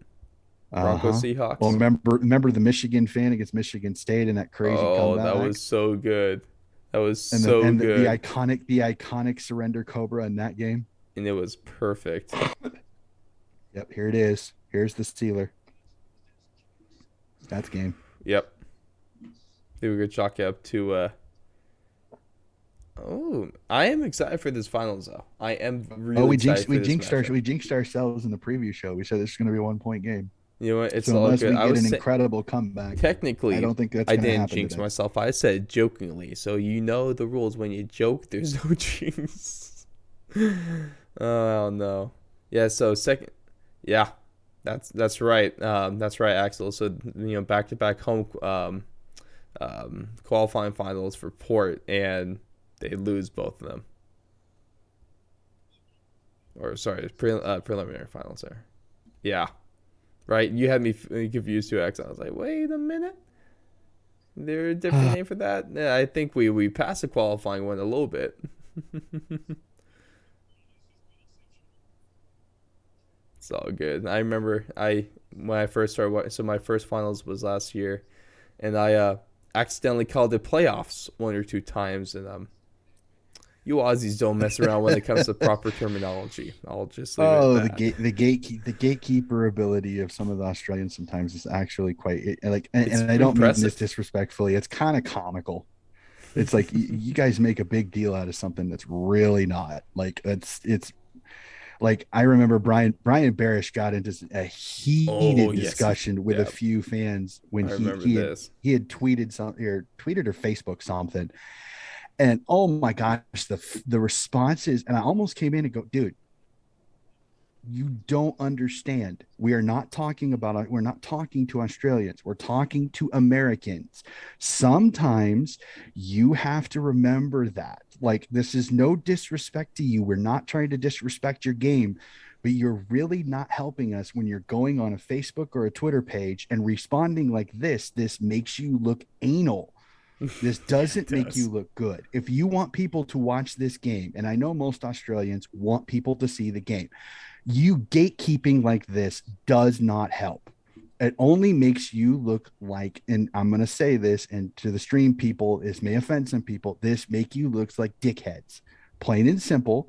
It doesn't make you look good. It makes you look like over anal assholes Mm-hmm. because you are worrying about something that is not that big a deal. Calling it finals, calling it playoffs, I understand. You want to call it the finals, that's what you call it. That's great. But over here, it's everything that's postseason is called the playoffs. We're trying to help American fans, yes, Australians, American fans understand that we are not disrespecting your game. We're not telling you that it should be called the playoffs. We are telling people over here what it's like to help them Mm-hmm. assimilate. Here we go. Calm down, get your undies out of a twist and relax. Okay. Do we get a This bigger is no disrespect to you, but you have to understand where we're coming from. If you're going to come on and do that, all you're doing is helping solidify that nobody's going to want to watch this if they're going to go online and get pestered by people that are that anal about it. Relax. Because And even Brian said that he's like, your gatekeeping is not helping us. no. Your gatekeeping is only making it harder for us to get people. If they know when they go online they're going to get eviscerated by a bunch of fans that really are taking this far too seriously. Ooh. It's a game. Calm down. 5-8 to 14-12 after 1 term to go here. Oh, it's not looking good. 58. It is Don't not see a looking 58 good. point comeback, unfortunately. Ugh. I kind of hope it gets close. I just want to see Port Adelaide score like 8, 7 in a row here real quick. But chances of that happening, probably not. Probably not there. Oh man, I love the Sam. This Sam McCowell commercial is great. Interesting. Somebody online says the rumor mill is it's not Adelaide that Dawson could be going to, but Port. Ooh. If I'm Port and I see this game right now, I'm doing this commercial or I'm doing this trade right now. Oh yeah, we do. I love the commercials here. As long as you're a good person, as long as you're a good person, that's all that matters to me. Could be a good human, decent human being, And and so, you will have no problem with me. oh, what if you brought back, say, with the Swanee's the vintage jumper? What if they bring back the collars on them? I've seen a lot of people that think that they should bring back the old school collars, which I mean be interesting. It'd be very, very interesting. That's like you remember Um, with the Chicago White Sox jerseys or uniform like throwback with real throwback uniforms like a few years ago where there was like they had shorts and the colored jerseys. yeah. Those were awful. Hey, since you're watching the chat, I want to ask the chat something, and I want to see what responses they get. Hmm. What's more synonymous with the grand final, a sausage roll or Aussie meat pie? Ooh, sausage roll or Aussie meat pie.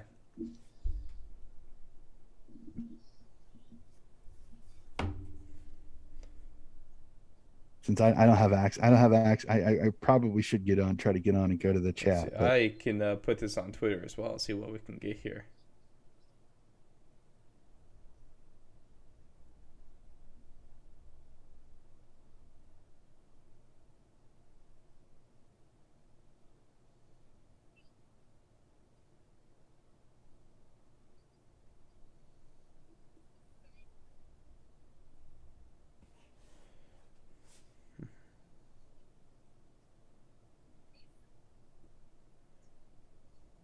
Let me get this poll together. He said sausage rolls and meat pies.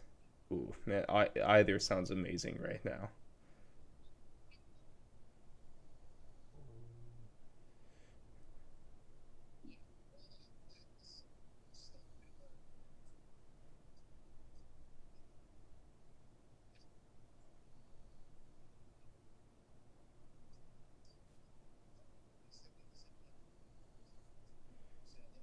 Let me go pull that up so I can throw that poll in chat. Throw you the Twitter link here.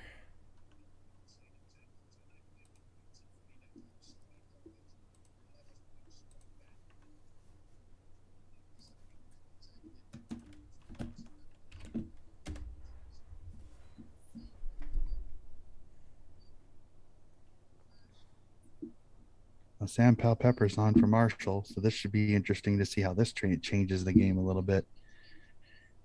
Pal Pepper's got a little bit more run and can go through the middle.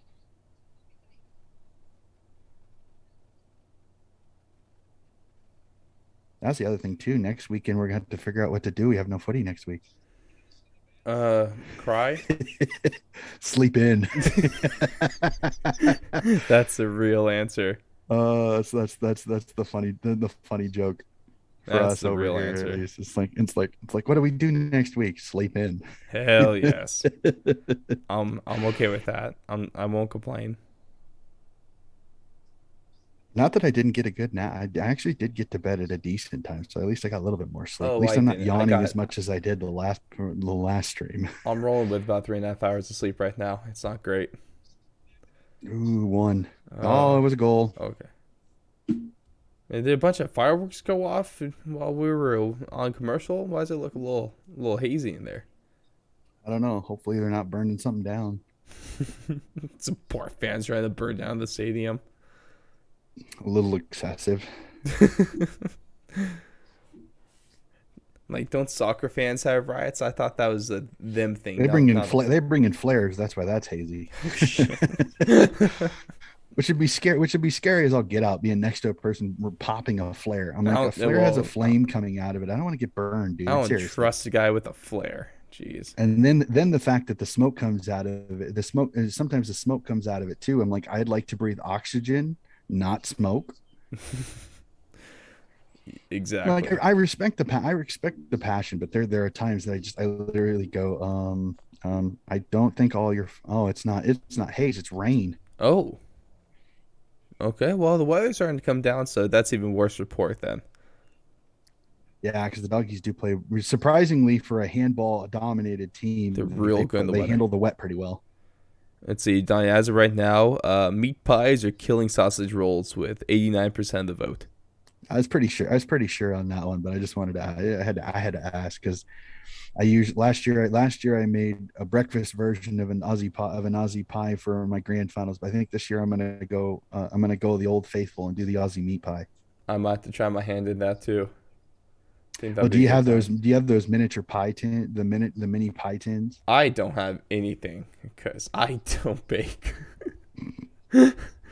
My mom bought some stuff when my parents visit, but I that's can send about you it. a picture of them. I bought the wife goes to like Home Goods and Marshalls and stuff like that, and actually found Mm, a set of four wow. that's perfect for Aussie meat pies. So I usually when I made them last year, I made four of them. The only thing is they're so darn filling that it's like you have one with the granny, and then you have three for the rest of the week. Ooh. Well, Little high. Jack McRae, Give me a hug, he friend. Give me a set the hug. AFL record for most disposals in the season. Hmm. Fantastic stuff there, man. That just goes to show you how just disposal heavy this midfield's been all year. I can't really Well, say I'm surprised. see, here's the thing, and I'm going to say this, and some people may not like it. Mm. Having a lot of disposals does not mean you make a really big impact, though. Like, am I on it? Like Tom No, Mitchell for there's a Hawthorne. correlation, not a causation. Well, in my personal opinion, Tom Mitchell gets a lot of the disposals, but doesn't always make an impact. Like you could get 40 disposals, but if you get 40 handballs that only go 3 feet each and every time, you're making no impact on the game. Like I literally like doing this year's team of the week. I can't tell you how many times Tommy Mitchell had the most disposals on his team, but made the least amount of impact on the team at all. Like there were so many times I had to pick a different midfielder for Hawthorne because Tommy Mitchell would have 40 disposals, but he'd Mm-hmm. only have one score involvement and like two intercept marks. That's all he'd have. Where another midfielder would have 20 disposals, but they'd have eight score involvements and have eight intercept possessions. Mm-hmm. So that's an impact. Intercept possessions is an impact. That's changing the game because you're intercepting the other team's disposal. Where where Mitchell gets a ton of handballs received. After that, that's it. So it's like I don't disposals as much as it's an interesting stat. I don't think it's as big. I don't think it's as big an impact to stat as many people make it off. Like he sets the record for most disposals. That's great, but I want to know what's his impact on the game. Does he get a lot of score involvements? Mm. Does he put points on the board? Like that's my frustration with the disposal stats. Everybody's like, he got 40 disposals. Yeah, well, 30 of them are handballs to backwards or sideways. So they Right. make no impact on the game. So I don't know. Like it's a cool stat, like a record, but I don't put a ton of stock into a disposal thing. I want how from the disposals, how's their score involvements and things like that. What impact did they make on the game? I think that's the first statement there. But Pie Face sounds absolutely amazing. Kind of wish we had one of those. But those 4 and 20 commercials are great, especially all of them with Ben Simmons in there. Uh-huh. Those come on all the time during my UFC streams too. That's good stuff. I know we have at least in Boise, so like a little outside like the main city here in Idaho, probably like 20 minutes out. I know it's not Aussie, but there's a Kiwi meat pie restaurant. Mm-hmm. Obviously, I won't do that for the grand final because I feel like that'd be a little bit blasphemous. But I would like to make my way out there. You definitely have to try it out. I know that we've got an English pub that serves meat pies here. Mm. I'm not sure how I've big never of a had a meat difference pie there is before. I between really an want Aussie one meat though. pie and an English meat pie, but Oh, actually, yeah. Let us know in chat, guys. Rosie, Do you know the difference between the Aussie meat pie and the English meat pie? Probably nothing too crazy. oh, I don't know. Port may get a goal here. Uh-oh. Boak ran out of room. Thankfully got it to Motlop. And then a Donnie, you crappy jinxed him. kick to Fantasia. Yeah. Well, Oh man. Boak ran himself into trouble by trying to bounce it. He had Rosie all by himself, and he probably could have chipped it into. Probably could have handballed it too, and then became a second option. But he didn't. Mm-hmm. He kept trying to go. Again, hindsight's 2020. So Oh well, apparently they put mashed potato on top of their pies. The English ones do. oh, okay, Mm. alrighty, I could see meat pie with mashed potato. nice mark. Well, it's like Also, in British food, they probably don't even put salt on those potatoes.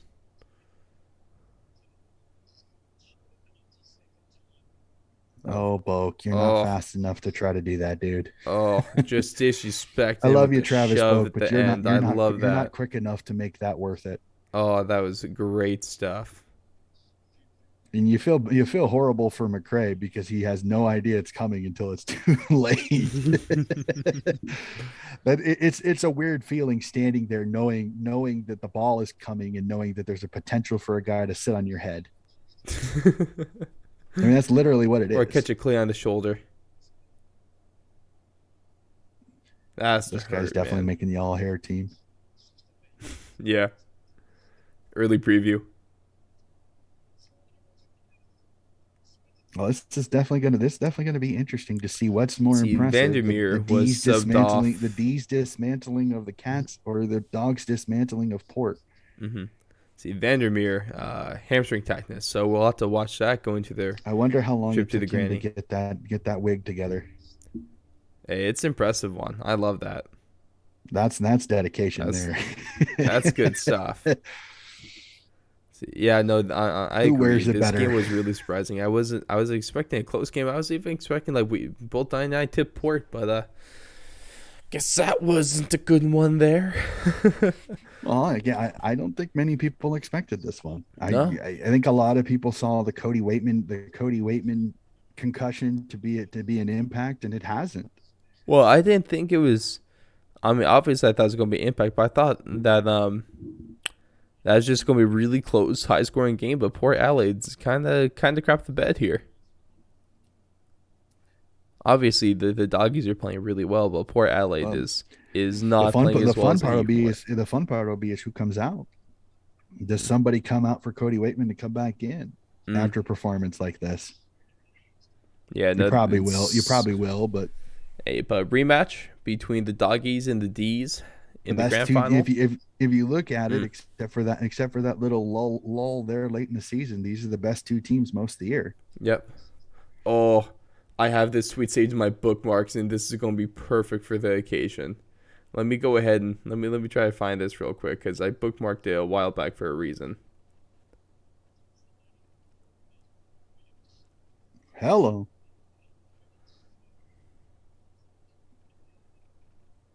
Oh yeah, so Heath Shaw put this what this is tweeted. Let's go here. Mid May.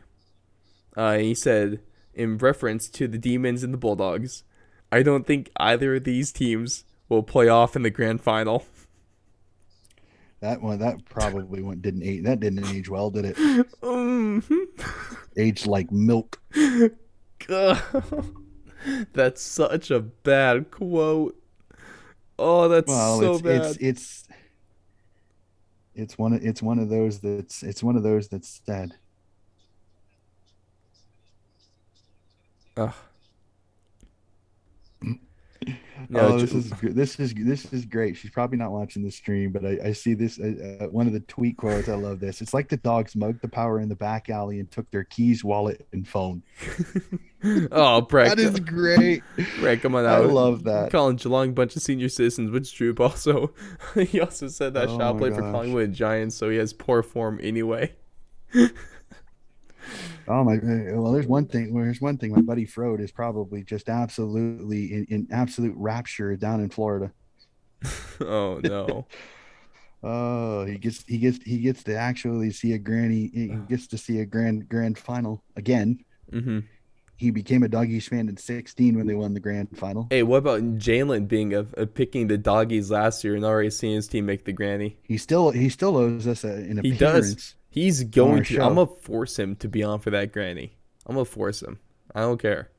We should reach out. We should reach out to the Stees and Don and just make it an absolute Bring Brian on. Just get thing. anyone. Just Well, load I the call know up as much. I think Brad might be. I think I got him talked into coming on the stream, so we could Hell get yes. him. See if the Stees and Don would like to hop on again.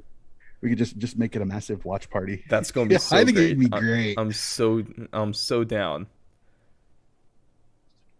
It'd be fun. Like legit. That would be a lot of fun to do that. Just have a bunch of us on here, especially Steez and Don, because that's going to be their first granny. This is the first time I get to see a grand final since they joined this last year. So a little soft, but he called it. Might to see how many Aussies we could get going too. I'm down to bring anyone and everyone on for that stream. Just have a giant grand final party. I almost sent out a thing to. I almost was wanted to see if I could get Coach Devo, my mentor, on. I almost since since he was on. I was almost going to be like, hey, if I send you a Zoom link, would you hop on? But the problem is, I'd have to send it out. I'd have to send that out. So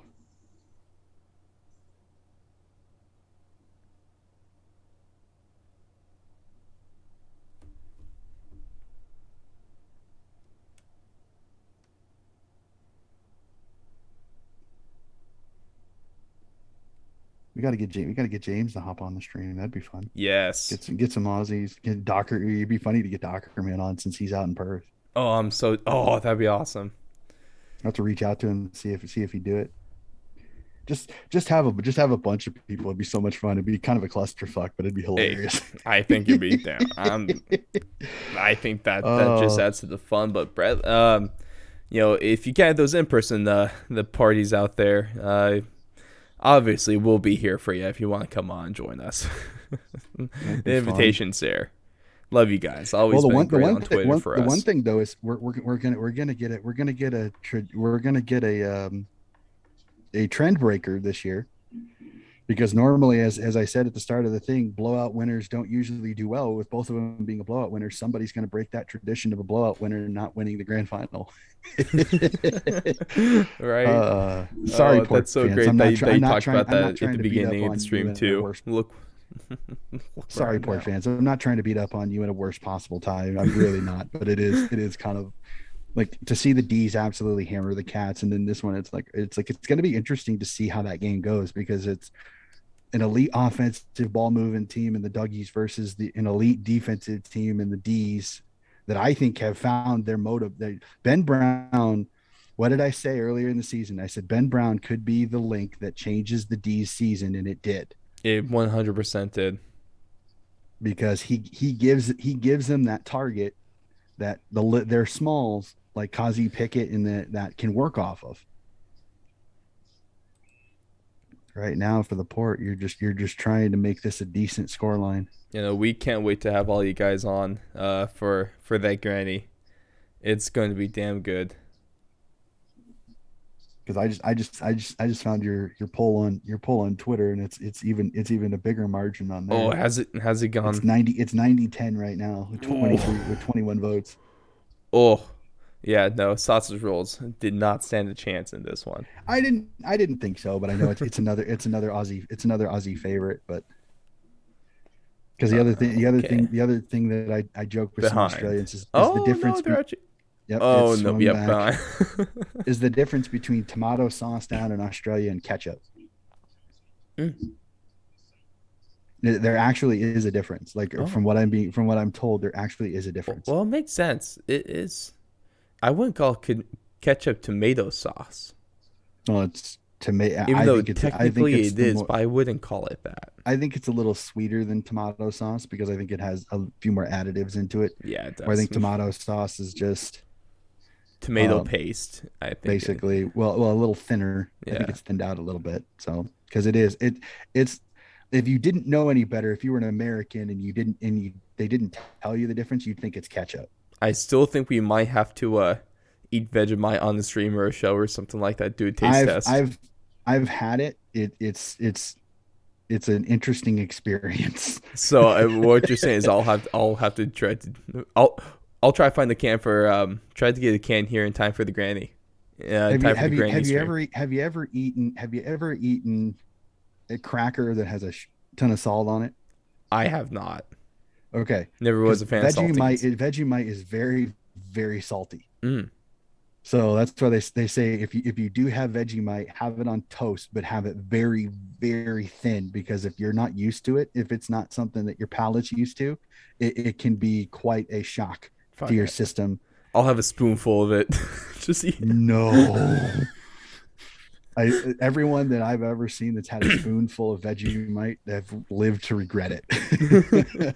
I know one thing we did that was awful is me and a couple of our fantastic Patreon supporters, also just my really good friends. We when baseball returned last summer, we did a stream, and they were doing a drinking challenge, and I was doing an eating challenge. So I was Mm-hmm. doing 2 hot dogs an inning. They were doing a bunch of shots. It was a shit show of a stream. I'll tell you that much. But I what I can did only imagine. for every I think it was every home run, I did like half a spoonful of just mayo, and that was awful. Mm, was not a fan of that, Donnie. Nope. No, but it was 2010, the drawn grand final. We went over to our president's house to watch the game, which was very interesting. 15 roosters all trying to fit into this little house living room to watch the grand final on a big screen TV, which is quite interesting. But I don't know. Is it when right? everybody You when and everybody Donnie got there, saying that I don't when want to do the spoonful of Vegemite kind of makes me want to do it a little more just because. well, but what they did is to when you first got over there, if you've never had Vegemite before, they made everybody take a taste of Vegemite. Oh, that's awesome. And they're like, well, it's the Aussie Grand Final. Like we even did a bet too. Everybody put $1 into the pot, and you got to pick out a name for the first goal person. Hmm. And if your person kicked the first goal, you won the pot.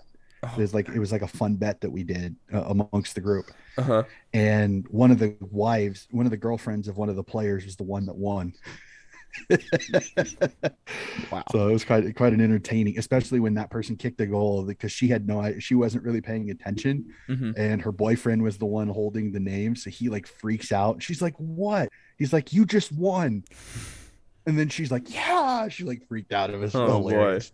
that's awesome. But no, that it was a fun party, but it was kind of like I said, anticlimactic a little bit when it ended up being a draw because Hmm. everybody went, "What?" And so Because so now what? we all looked at Paul Fradd, who was our Australian, to go, "What's gonna happen, Paul?" He goes, "Oh, they come back next week." We're like, "What?" Like, yeah, they come back next week. They do a replay. I'm like, "Why?" And they're like, "Because." I'm like, "Oh." So that's why they changed the rule. Now it's extra time in the granny. They don't have replays anymore, but it is Which kind is of funny good. that we got to see the last ever replay of a grand final. That's so great. That's so great. Because the next week we didn't do a party because not everybody could get together for a second night. So I'm literally sitting in my living room with everybody else in the house asleep as I'm watching the grand final. And that was not a pretty one because Collingwood beat the living snot out of St. Kilda in that granny. So it went from Hmm. a draw the previous week to a like a 40 or 50 point blowout. That is so funny. Yeah. And that's Oh yeah, after you're the year right. before, and that's The after the score year to this game before is pretty being similar to last night's as well. it pretty much is. Huh. The only difference is the third quarter was when the D's really kind of blew that game away. The second quarter was where this game got out of hand. Yep.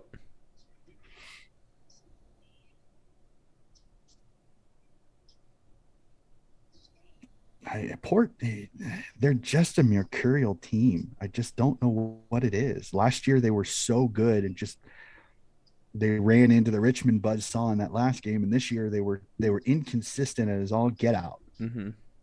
And they hit form, and as I've stated, you want to hit form going into the finals, not before the finals or during the regular season.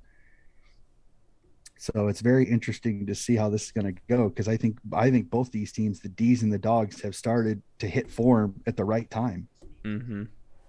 And that's just gonna make for a fantastic grenade. Oh, At least I hope so. I hope it's it's going not. to be a great game in Perth. The question will be is what's the fan distribution? Oh yeah. Because I think honestly, a lot of people are gonna. I feel bad for the Dogs because I think the Dogs are sitting here like they were the darlings of 2016 against the Swans. Everybody wanted them to win And because they hadn't won in so long. I think that goal The might dogs clinch are it for going. The them. dogs are going to be heavy fan underdogs because of the fact that everybody's going to be cheering for the D's because the D's haven't won in like 60 years. So I mean, I can sit here and guarantee this now. The majority of the fans, your dedication, sir, is fascinating to me. But I think the D's are going to have more fans at this game in the granny because of the fact that they haven't won a granny in so long. Like Hmm. I bet you if you go on Twitter, a majority of the people are going to be like, no offense, Doggies fans, but I think most of the people are going to be cheering for the D's in this. Oh, I totally agree, and I will be too. Out of jealousy of Jalen. Well, it's not even that. It's just the fact that, and you feel bad for the Melbourne based fans because this was not something that anybody expected. Nobody expected the Melbourne D's to be the best team in the league this entire year. Nobody did. I mean, nobody. Go back to every single preview show out of Australia, and I bet you not a damn person in all of them media had the Melbourne D's in the finals. They had them just out or missing in like 10th or 12th. So for them to get to a grand final, be the best team most of the season is fascinating to me. Mm-hmm. And the scary part is they're still a relatively young list. They don't have a lot of older heads like say a Geelong uh, or a Richmond or a Hawthorne. They're relatively still a relatively young list. So the D's, somebody said it. They said of the two grand finalists, who's the more likely to be a dynasty like Richmond? And I agree with what one person said. I think it's Melbourne. Mm-hmm. May is still young, Mm. Lever's still young, Brown's still young, Gawn's young enough he could last a while, and Petraka and Oliver aren't old per se. So I think the D's have a chance to be the next dynasty because I mean, if their defense can hold up and they can keep their list healthy, they're gonna be tough to beat. That's hard to I dispute. mean, we know Richmond will be back next year because they'll be pretty much healthy. They do lose a couple of guys to retirement, which I think will change their team a little bit, but they're Mm-hmm. going to get a good draft pick. And if Hardwick is any worth his weight in gold, which I think he might be, um, Richmond's got to be back next season. The question is, how back? Are they grand final contender back? Or are they contending for finals, but not a grand final contender back? We'll have to see. See, Brett says It's that the same. the Like Tigers have an aging St. list. Kilda will be another one. What? Well, he said back on the Tigers having an aging list. Only have a few that are 30 plus. Yeah. And then him, and then the Isa has the residency showing that the draft scheme works. And I think a lot of people might need to focus a little more on the draft than trades or free agency here. Yeah, well, this will be an interesting it'll be a very interesting free agency period for a few teams because it's how does Frio handle everything now that Lockie Neal's been re-signed at the insane 72 hours it is Lockie Neal's life. Mm-hmm. 48 hours before Lockie Neal requests transfer.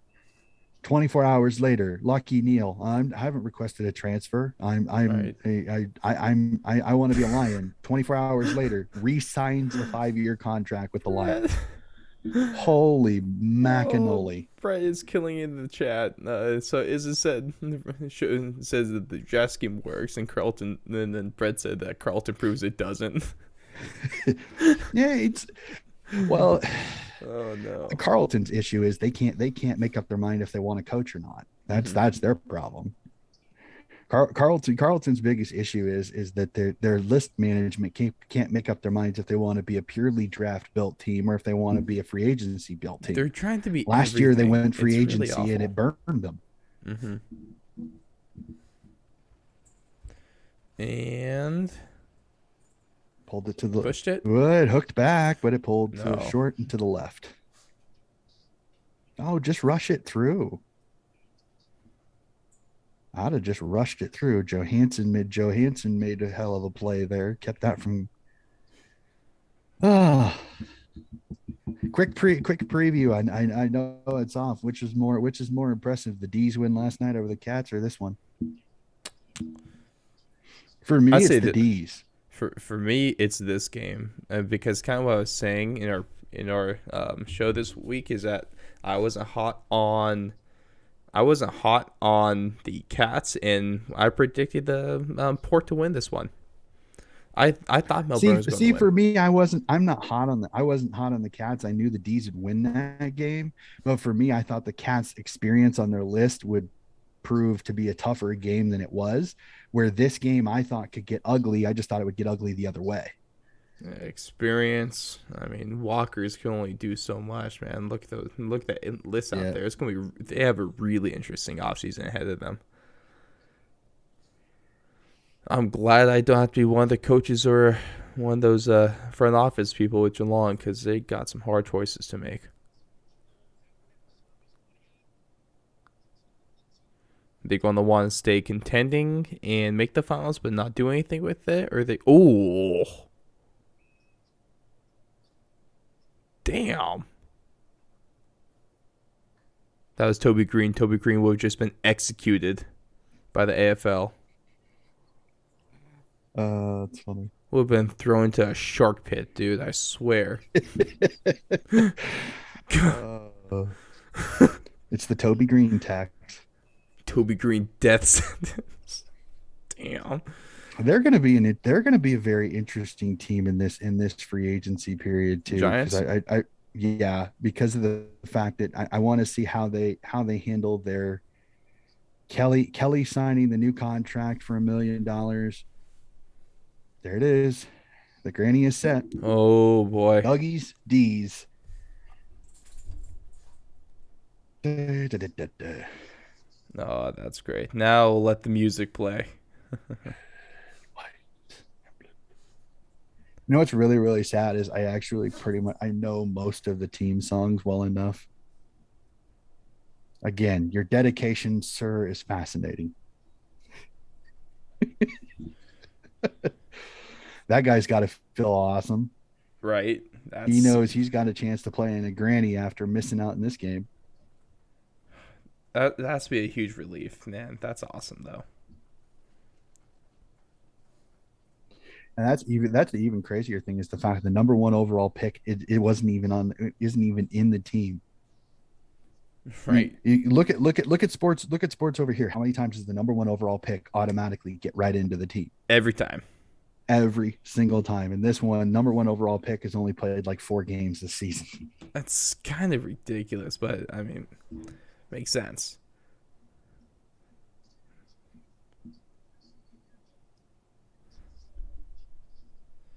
Man, just what this finals, man. This finals, Donnie. I don't really know what else to say, but besides, this is absolutely insane. But also, real quick, Izza says, Donnie, you gonna follow the Ashes series in the cricket this year? Yep. I have Willow. I got Willow because I wanted to keep an eye on the Big Bash and the I have a few friends. In fact, you can't see it in here, but actually you may be able to see it in my background for anybody to see it. There's I have a Australian ODI hat that a friend of mine who lives here in Des Moines, who's a huge cricket head, brought me from Australia. In fact, I actually have a stump as well from a 2002 ODI between Australia and I think South Africa. So I keep an eye on the cricket. I don't. Unfortunately, the test matches get a little long. It's hard for me to watch it because it's an all day thing. Mm-hmm. So it's not as easy for me to keep an eye on. But I do like when I kept an eye on the test series between India and Australia or the test world test championship match between India and New Zealand. I keep an eye on that. So I'm slowly getting into cricket a little bit more just because I find it a fascinating game. Just because it is so different from baseball, which I'm so used to, and baseball has gotten a little boring for me. But I absolutely, for me, I love the Big Bash, like the T20 series. I think is fun to watch because it is more aggressive cricket, where test cricket is more of a calculated game. So it's like it depends on if you like calculations, if you like a thinking man's game, I think test cricket is what you would enjoy more because there's so much more calculation, there's so much more head games in a test cricket match because it's potentially a 5 day game. So but yeah, I'm That's slowly getting ridiculous to more and me. more into cricket. Yep.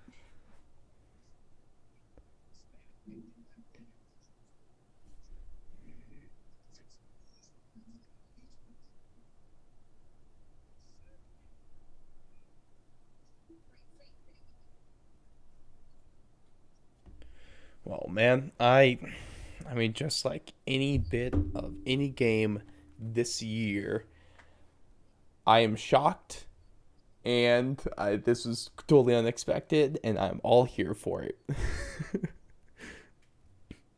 Essentially, what do you feel about these, Donnie? Early thoughts about the Granny this year? It's gonna be a doozy because you literally have, like I said, you have you have an offensive style team in the Bulldogs with their run and gun style and the best defensive team in the entire comp. Like it's gonna be a cracking game. And the 2 games that these 2 teams had played earlier in the season, both were absolutely awesome games. So if it wasn't Port Melbourne, I think this is the next best game between Melbourne and the doggies. Like Mm-hmm. if you really look at it, if you encompass the entire home and away, sorry Australians, home and away, I know. Um, the two teams in the Granny are the two best teams of this entire season, in as a whole. Mm-hmm. These are the best two teams. Man, I kind of think one thing I was saying in our finals preview show is that I mean, ultimately my pick was the Swans, but at the same time, I'll give myself a backup pick, and I said that the grand final winner this year was going to be someone from out of the top four. There's a really good chance that we see that. Real good chance that we see that. I'm right there with you, Breathley, on the cricket. Oh man, I can't even stand 4 to 5 hours of play, let alone 4 to 5 games. 4 to 5 Excuse me, days. days. Well, Man, I can. and the thing is, there's you would probably enjoy T20 because it's like a baseball game. It's about Mm, 3 hours long. Each team gets 20 overs. An over is six bowls or six okay. pitches per se in English terminology. So, and team with the most runs wins. Mm-hmm. So, and basically you score runs by hitting the cricket ball after it's bowled. You have to basically protect your stumps with your body, but if you get hit with the ball and it would have hit the stumps, you're out. So, Mm, and you basically altogether you have 11 batters. If 10 batters get out, your inning is over. mm, And you score runs. Like I said, you hit it if there's two batters on the field at one time, and if you each go to the opposite crease, it's a point for every time you go to another crease. If you hit the ball along the ground and it goes out of play, on the ground, it's 4 runs. If you hit it in the air, like a home run out of the ground, it's 6 runs. well, okay. If you want to, what I'll do is I'll send you in an instant message. I'll send you a video that I think kind of explains cricket a little bit better. It's called Nin Explains. He Mm, does videos about sports from all around the world, and I think he explains it really, really well. Like I tend to send Nin Explains Aussie rules to a lot of people because I think it explains the game a little bit better. He mm-hmm. very much breaks it down, very simple. Like this is the modem of the game. This is what you're supposed to do. The only part I get a little irritated is if you do this, you could get an infraction, and the writing is so small you have to pause the video to be able to see it. Oh boy. Let's see. Yeah. Ooh, early tips in over on our Twitter poll. Got the D's at 65% of the vote right now. Not too surprising. Yeah, they're definitely going to be the favorites here. But man, all I know is that it's going to be a cracker of a game. But ladies and gentlemen, really appreciate you guys tuning in for our third footy stream here. Of course, if you missed any of it and you would like, the stream replay will be up on YouTube on Monday. Also, it's just over on Twitch as well right now. It will be on our channel as soon as we end the stream here. But Donnie, I Mm-hmm. mean, might be a bit of a spoiler, but just very early thoughts on this game. Who do you think has the early advantage? Um,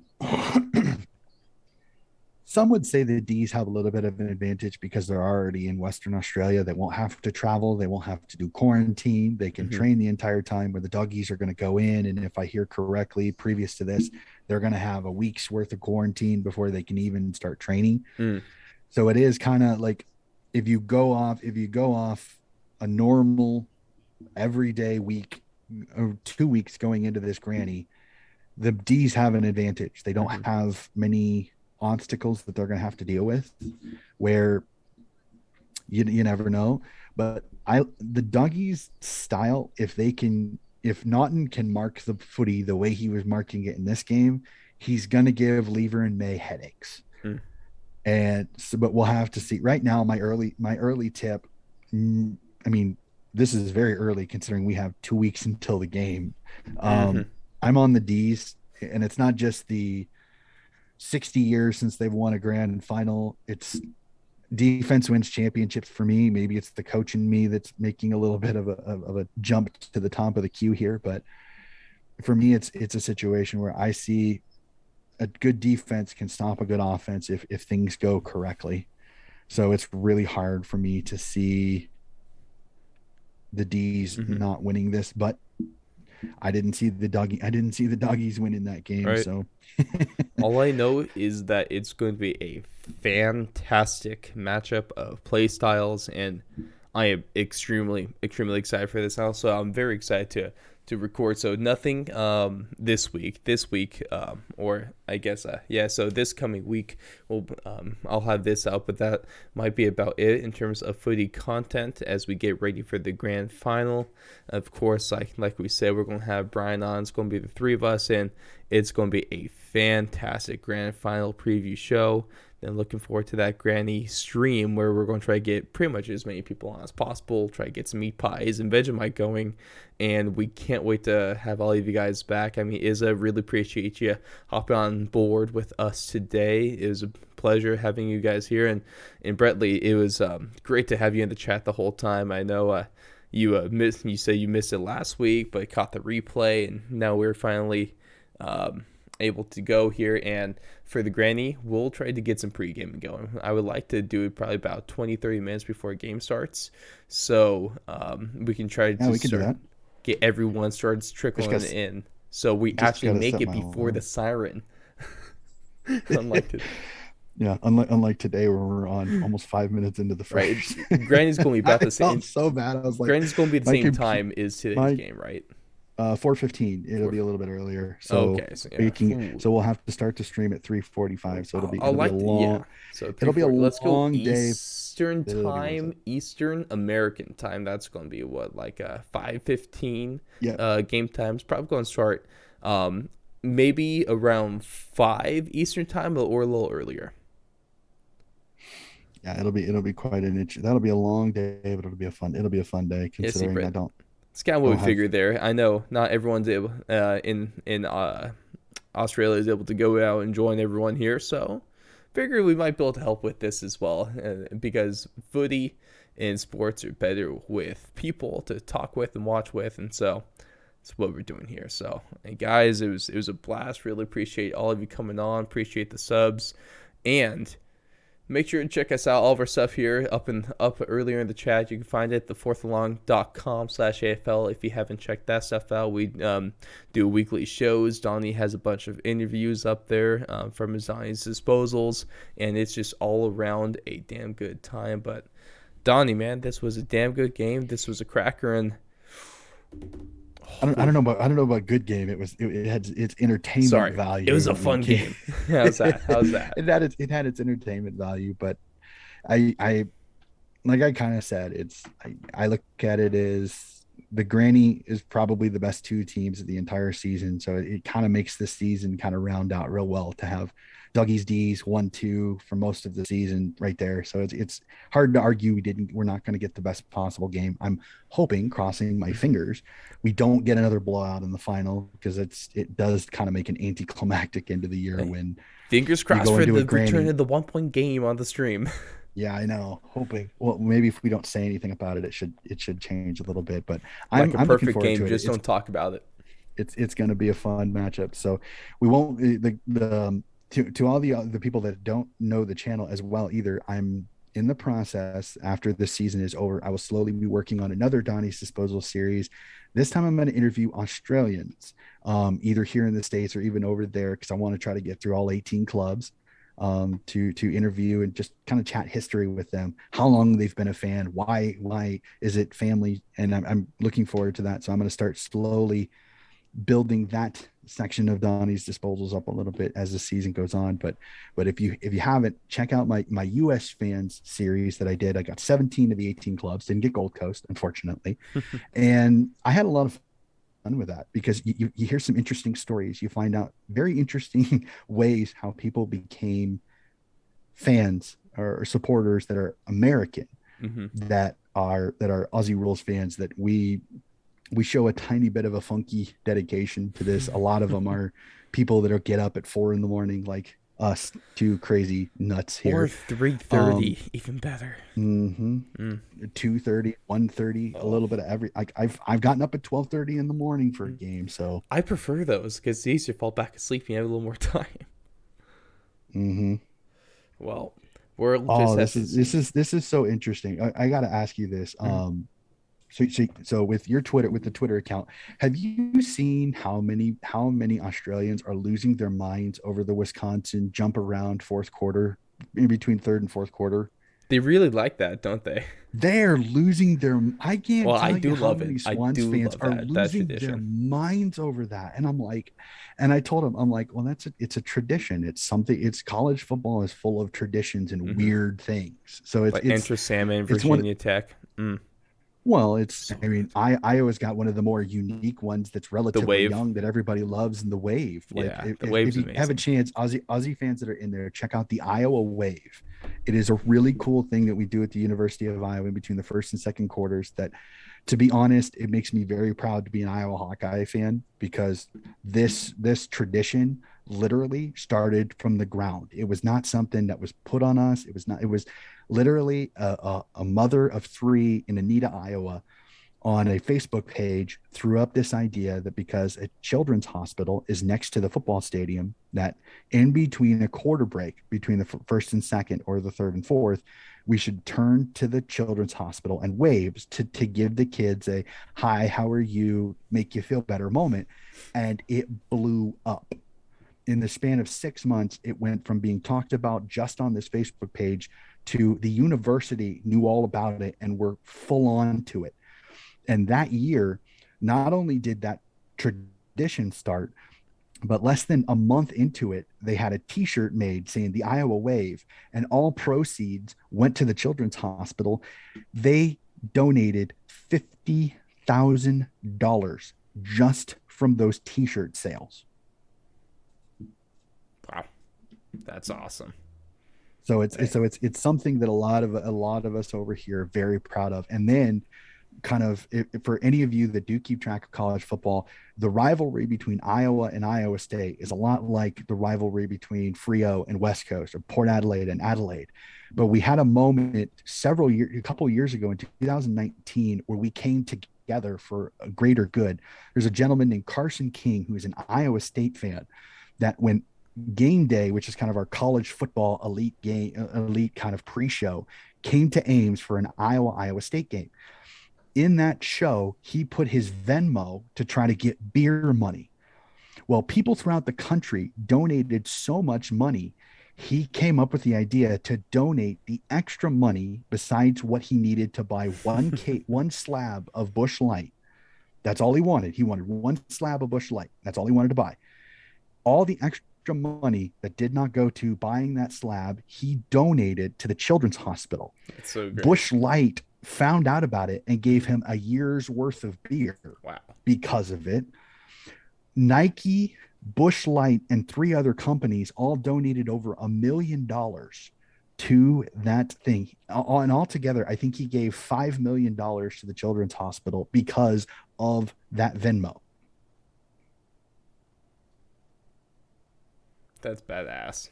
That's It's real badass. crazy, That's a huh? fantastic story. I think that's a great story to wrap up here on. Man, leave everyone happy, which is what we like to do. But ladies and gentlemen, thank you so much for joining us today. Make sure to check out all of our stuff over on the YouTube, Spotify, Apple Podcasts, anywhere you get your podcast from if you haven't already. And we'll see all of you in the grand final and also over on Twitter per usual. Have a great evening, everyone. Night, everyone. All right, there we go. That's it. So now what to do?